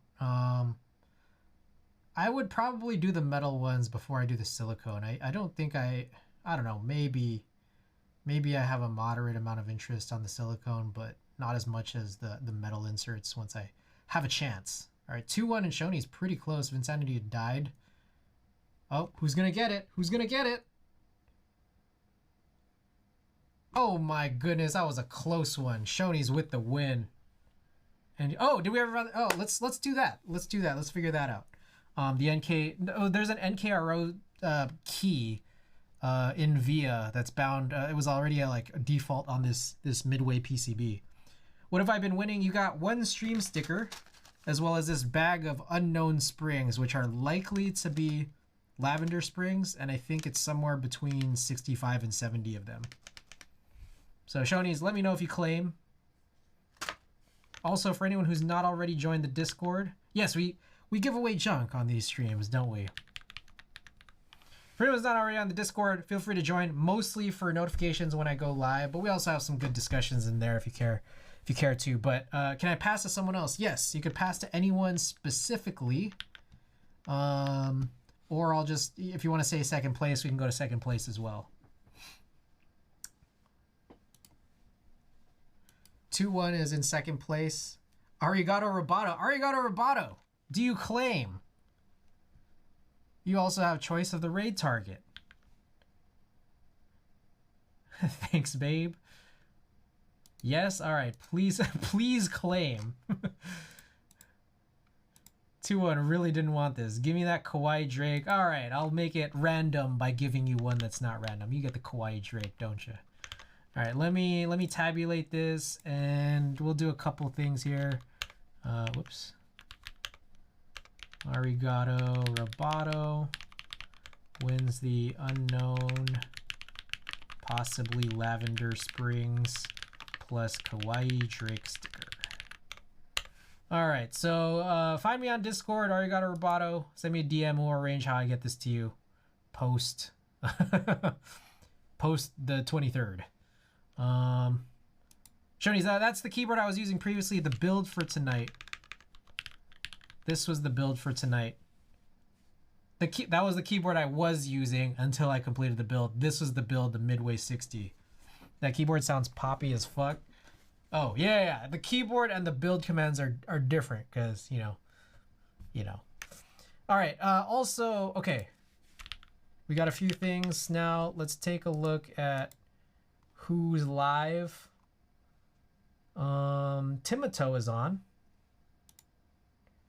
That might be the only person I have on Makers and Crafting, but Arigato Roboto, you also get to choose a raid target. Could be anybody, whether it's Timoto, another Makers and Crafting streamer from other categories, your favorite hot tub streamers, or your good friends who might be streaming online right now. You choose. Meanwhile, let's figure out this NKRO key.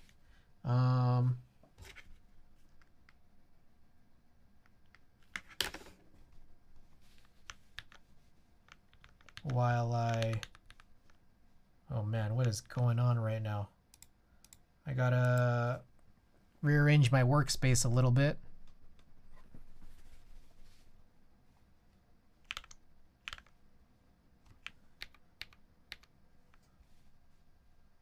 None of my booby streamers are on those. Smoj, sounds like we go to Tim. Okay.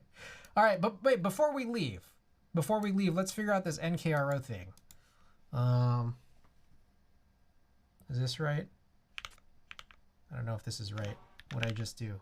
Yes. Okay, that is right. So here we are. Before we go, we got to figure this out. So on layer 1 on the ZXCVB key, we have this NKRO key. So the idea is that if I hit 8 buttons at a time, I only seem to be getting 6. So like if I smash a lot, I seem to still only be getting 6. Now if I made it midway. Hey, Zero, and anyone who's just tuning in, we're about to finish stream, but if anyone has any possible contributions to the community challenge of unsealing Perestroika, make sure to get them in. All right, I'm gonna hit this FNB key, and then now when I go back to the key tester, it seems like I can hit many keys at once. Oh God. So it looks like that's what the NKRO key does. I'm guessing that there's some disadvantage to using NKRO in some capacity. I don't know what it is, but that's my guess. What's the science behind this? I don't know. I mean, I know what NKRO is. It's just I don't know what the science is behind it in terms of how it's actually put into keyboards. Nor do I know the advantages and disadvantages of what it means to actually enable the feature. If anyone here knows, let us know. I will say that we don't have much time left for you guys to give that explanation because we're about to raid Timoto.